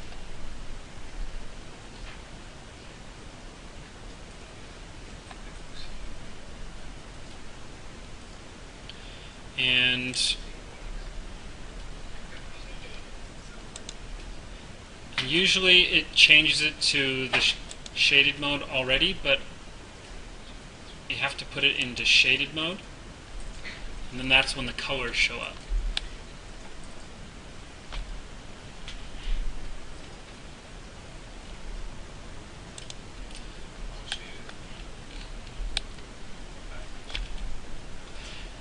Good, it's a good one. So by default, it hides everything that is the same. And if I open up my sets, it shows my new selection sets that Navisworks just made for me. So everything that's matched was hidden. And then everything that's different is in red. And it has a different selection set for each. So I'm going to hide others on my red differences. I don't know why I don't have this red. Are you on the shaded view? Or the mode? Oh, you have to go to your sets. Viewpoint and then mode shaded. So go to workspace. Okay. Then extend it. Matched? No, go to view. Go to view panel. Okay, yeah. View, okay. And then load workspace and map is extend. That's all it do. How did you just get the Nav, red? nav is work extended. Yeah, that one has a lot of the windows already pinned to the sides, so you don't have to keep finding them. Okay. It's just kind of a layout of the workspace. Okay. It's on your left side. So I selected the compare and then the differences. I hold down Control and I selected both of those, and I went to hide unselected because I just wanted to see, okay, what's just the things that changed, like that are different. So I can kind of see and look. Okay, looks like these walls, all the exterior walls changed in some way. So, red is the stuff that completely changed. It's stuff that Because the it was there, it still is there, but it changed. Does that make sense? yes, and then the yellow is Deleted. deleted, and then the cyan was like, ooh, brand new. Added. Yeah. So if I unhide all, we'll notice the white. White is matched. So by default, it hides the white for you. I just unhid everything, so I'm going to hide those again.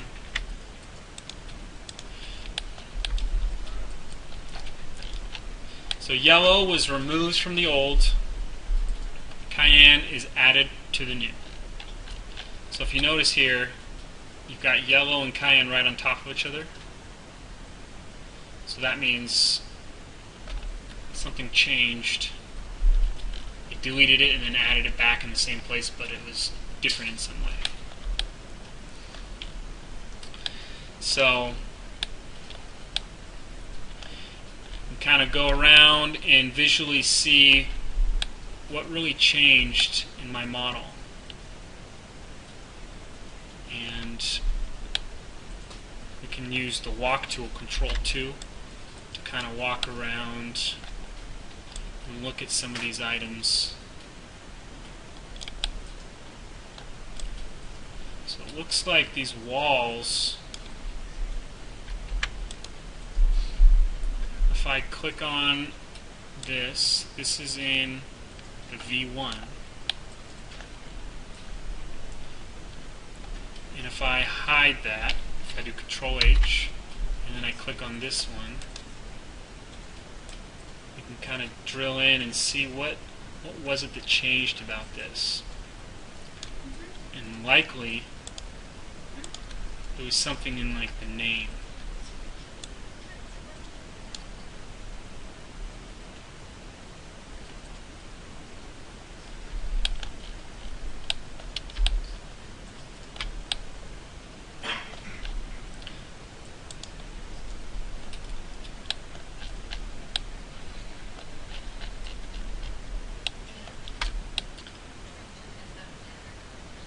So you see these doors. Kind of looks like the door just got moved further outside. Yeah, see, it just kind of got moved, huh? So it just moved slightly there, so that's probably not a huge change.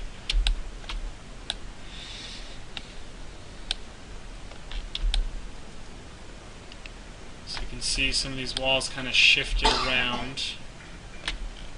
So everything that's either blue or yellow doesn't necessarily mean it was a huge change to the project. You kind of have to go through and analyze each one and say, okay, what's actually maybe a cost impact here? Are any of these cost impacts, or is it just smoothing it over 6 inches? You know? The red is just changes in beyond. So there was differences in it. So it still exists in both the old and the new, but it changed in somehow.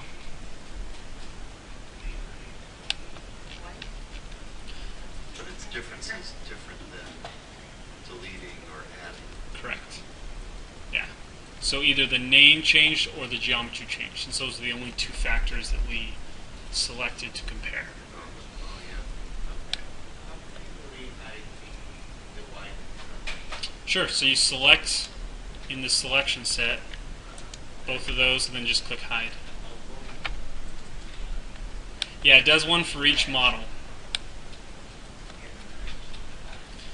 And so for instance, I wanted to show, I didn't want both of these to be red, both to matched, because they just blend together.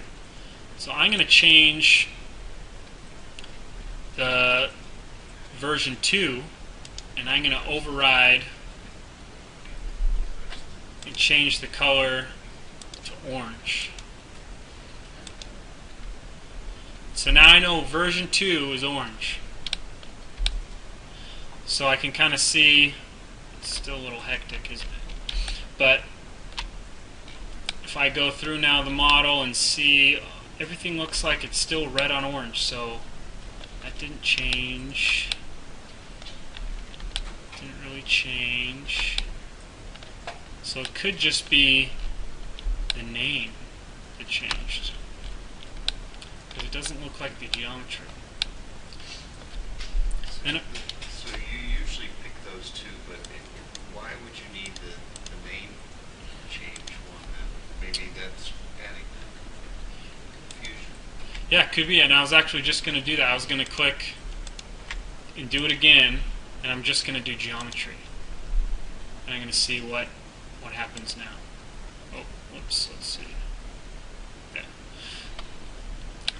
So now, so this is just changes in geometry.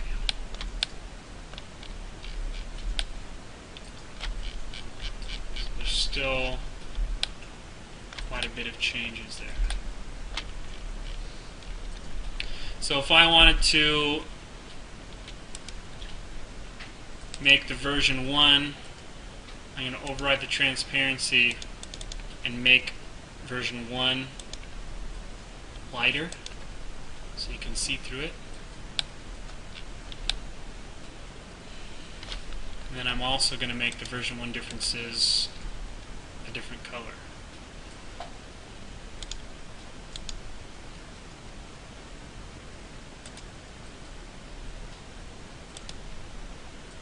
Make it still do the orange. So now my version 1 is transparent and orange.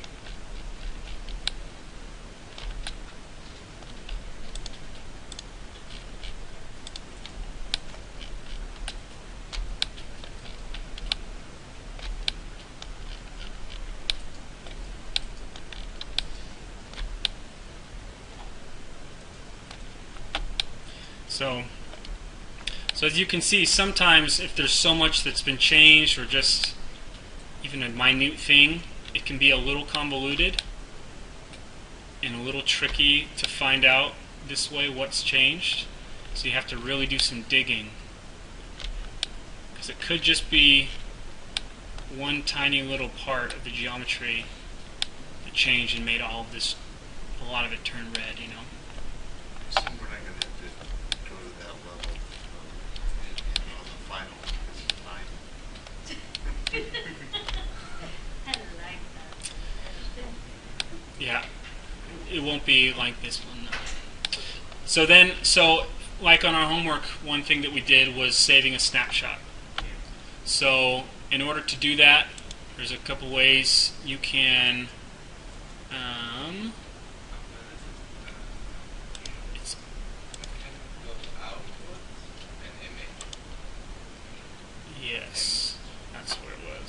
So yeah, so you can get a good view and showing the colors, and then output image.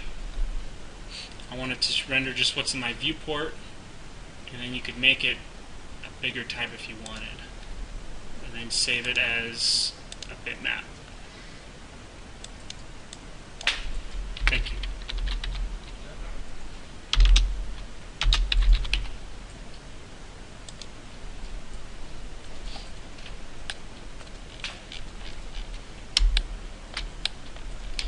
Okay.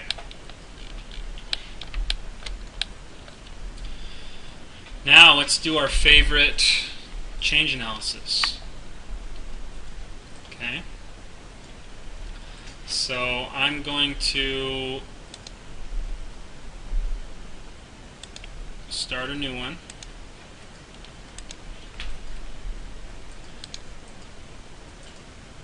And so I'm going to make a new folder. Oh, that's the one. Slowly. This one. This one here. Magic. So, yeah, don't move to another. So I made a new folder. Okay, let me make a new What minute are you on the video? That's the first part. I'm going to have to wrap it up soon because I'll post it if I don't end soon. Huh? Or it just won't be on the final. Or it will. Okay. So I made a new folder. I'm going to drag in my version 1. And I'm going to copy it in, actually, so I have a copy of it. Wait. Go back. This is where you catch me. So I just copied the version 1 file into my current folder. Yeah, Navis is closed right now. Everything in Navis is all the closed? Navis. Yeah. Okay. And actually, before I do this, I'm going to change that setting because it probably resets. So I'm going to open up just regular Navisworks. And Okay, so after I take my picture, I close Navis. so actually stay in Navis and go into the options. You won't have to do this on your home computer, but you will have to do it. Open the Navis work now. So Yeah. close all Navisworks and review. Yeah, so you don't actually technically have to close it. You don't. Yeah. It's not that. You guys are making a bigger deal out of this. So, You don't know me. so I'm under the options. So I went to the Navisworks button, then options, and then under performance, under model, and then I'm going to check this box that says close NWC files on load. Oh, yes. And one time, you have to do Correct. that. And then you have to close Navis in order for that to take effect. Okay. So now I go to my current folder where I have my NWC. And what I'm going to do is change the name to just Final Review Arc.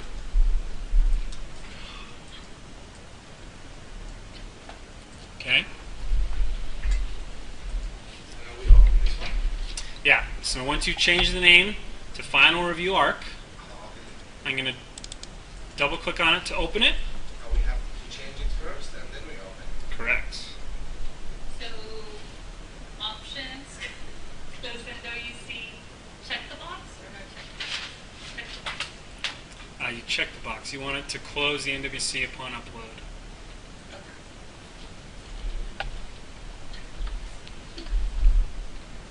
Okay. So now I've got this is my V1, this is my original file. I'm going to go to Project Setup. And I'm going to do the dump method. So I'm going to do no catalog. Say next. Imperial. I want cubic yards. Next. Finish.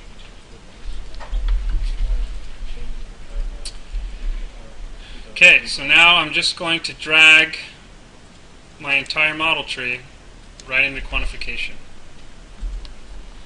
So again, this is more the lazy way to do the takeoff, but it's going to illustrate the point. That's probably all we'll have time for on the final. Okay? Sorry, I'm so slow on this part.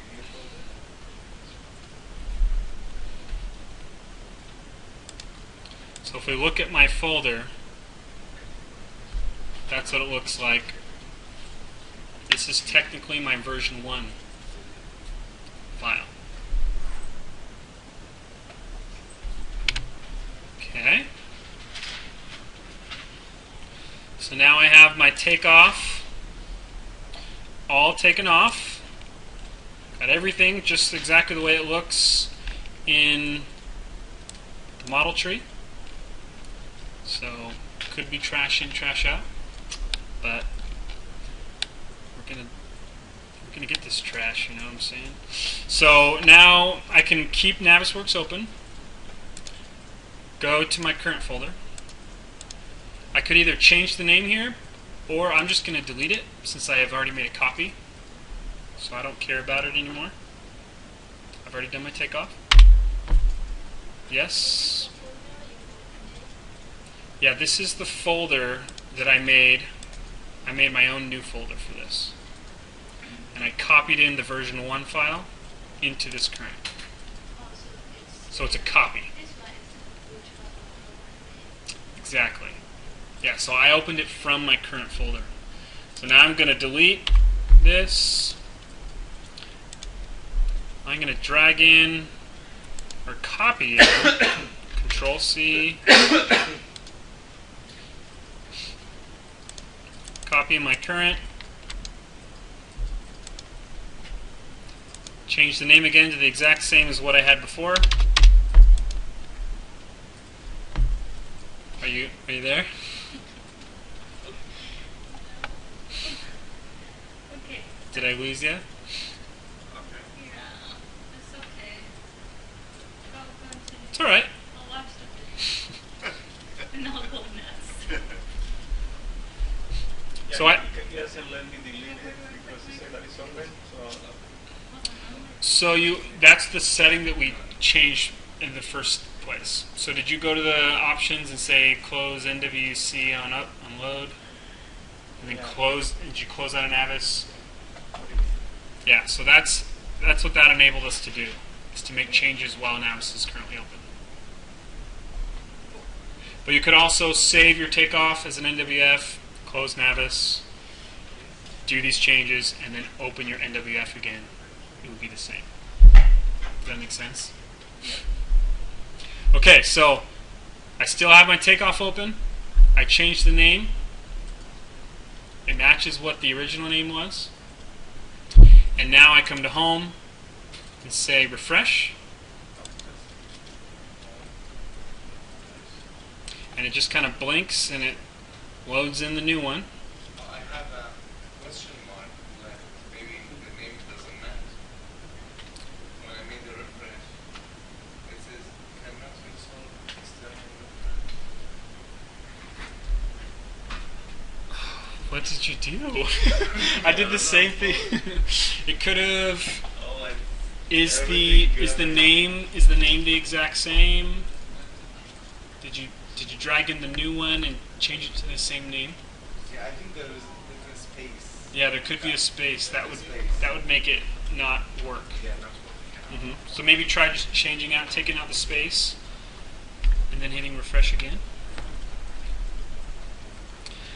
So now once I've got it refreshed, I want it to update my quantities.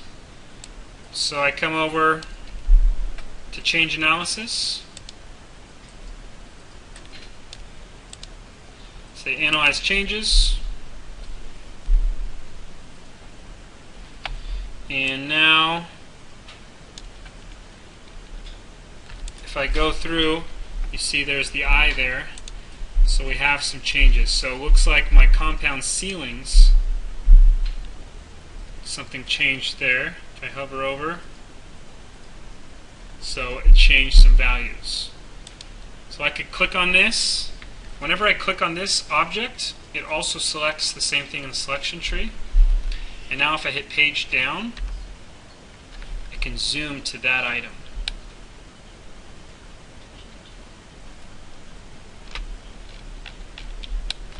And I can, Control 2 is to walk.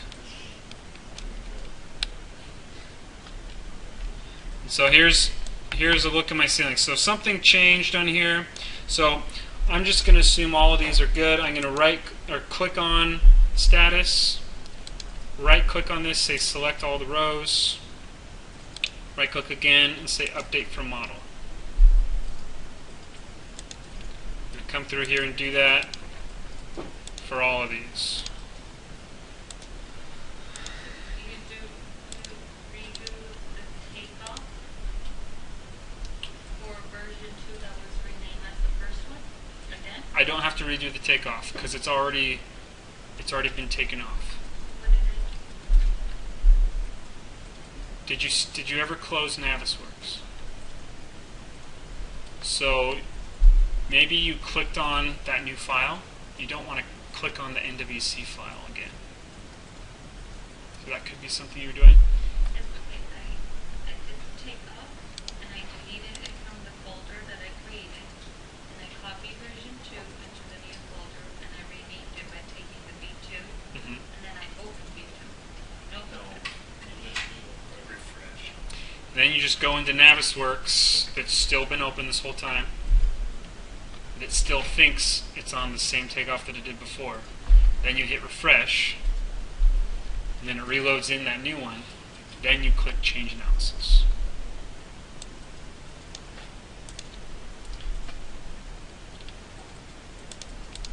You could go with the select row and everything else. What about the delete? It will stay. It will stay. Yeah. That's kind of a little fast. Yeah, so you'll want to be checking to see if there's ones that are deleted and you'll want to either delete those or note them somehow. But with this teeny window, it's just so frustrating for me. But yeah, that's a good point. I think that's really Yep. So if we go down,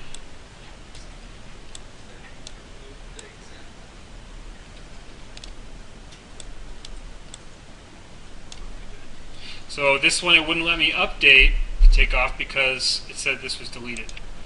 So you have to delete the takeoff. This one actually works, oh, it works. that you can delete it before, yeah.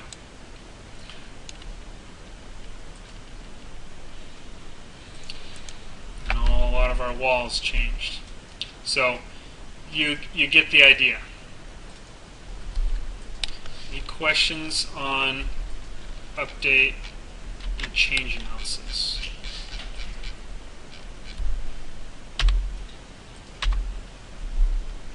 No? That's good.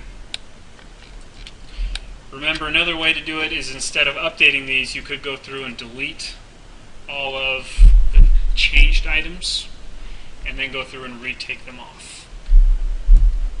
It's kind of to each their own. Sounds like a lot more work.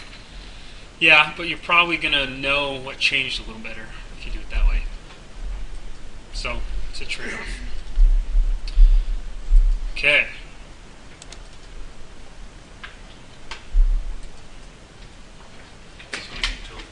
So the deleted item, when you delete it, you're just taking it out of your takeoff. Correct.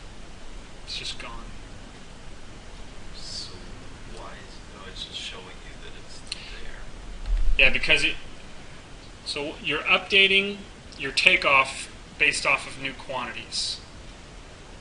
So it's saying, I used to read this thing that was called a wall 8.5 chipboard, but now I can't find anything called wall 8.5 chipboard. But my takeoff is still here. So it's just flagging it saying it was deleted. So you should probably delete it from your takeoff because it no longer exists. So, The changes one is just updating it to the second model. Goes to So- the status. So it flags the changes. It doesn't change anything until you say update from model. No, I understand. So, I guess where I'm going with this Mhm. is, other than looking at it here, why wouldn't you just do a takeoff on the second version? Oh, so, because this kind of walks you through exactly what changed. So, which is usually important as an estimator to know, what did the design team add? What's the added scope? Why did this change? And what's the cost impact? So when you go through and you're going through these items and you look at, wow, all of the structural foundations got bigger. They all increased in size. Why? It makes you just ask some questions. But along those same lines, sometimes there's so much that has changed that it's just better, like you said, just to start over with a brand new takeoff. So, If there's any possible, like the architect, he made this change, but he did not do the whole building. For example, it's like he didn't not draw, but he didn't copy the whole building. He just copied, let's say, half of the building has the change. And when you do comparing it, that's still working on that. Because the first version it has the whole building. The second version is just the front. then you'll have a lot of flags saying Yeah. this doesn't exist anymore. This has been deleted. Yeah. So that's not happening. Yeah. Yeah. Okay. Let's double check. We imported, we visually compared, we did change analysis, we did the different takeoff methods. What are the 3 methods? Well done. Dom, search and rescue. Good. And then Between the search and rescue. search and rescue is just more, you're looking for specific items. You're not going to be taking off the entire model. You're just concerned about 1 or 2 trades or something. That's kind of what it is. And so just to refresh, we know if we want to export our quantities, we come under the quantification workbook and export quantities to Excel. And it's going to give us a report in Excel. I don't know how much you guys have looked at this when you've done your exports, but there's some really cool info here with the pivot tables. So I always like to go to the groups raw because it just kind of groups things together. It's not as many lines. And so when you come over here and I go to the pivot table, I'm going to make it so I'm going to turn off a few of these. Get rid of some of the things that are just kind of mucking up.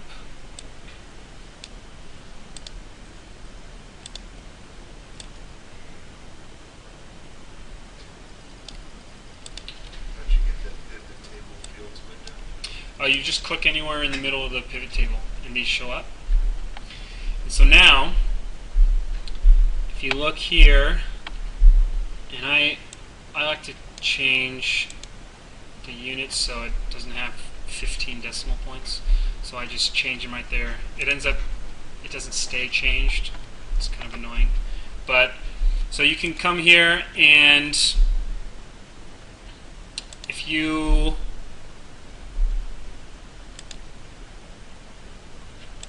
can collapse everything by, I'm under pivot tables and analyze, and then you can come in and just drill down to a specific item and you can get just the quantities you're wanting to look at. So I know I've got 64 square feet of glazed curtain panels, and if I wanted to know how many doors I had total, I've got 44. It's just kind of like a dashboard view, or you can use it as a dashboard view, or you can get down and get to the same level of detail as on the other page, but it's just another way to kind of systematically go through it. So a flat roof, this is my, I'm going to view freeze panes.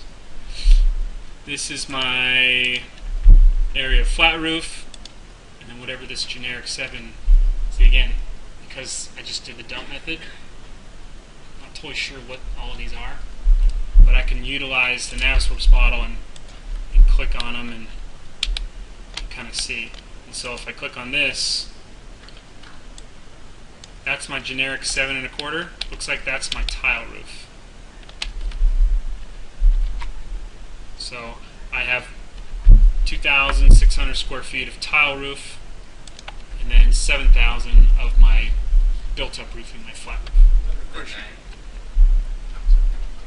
Well, I was just going to say, so you can just change the name now here, so you know what it is.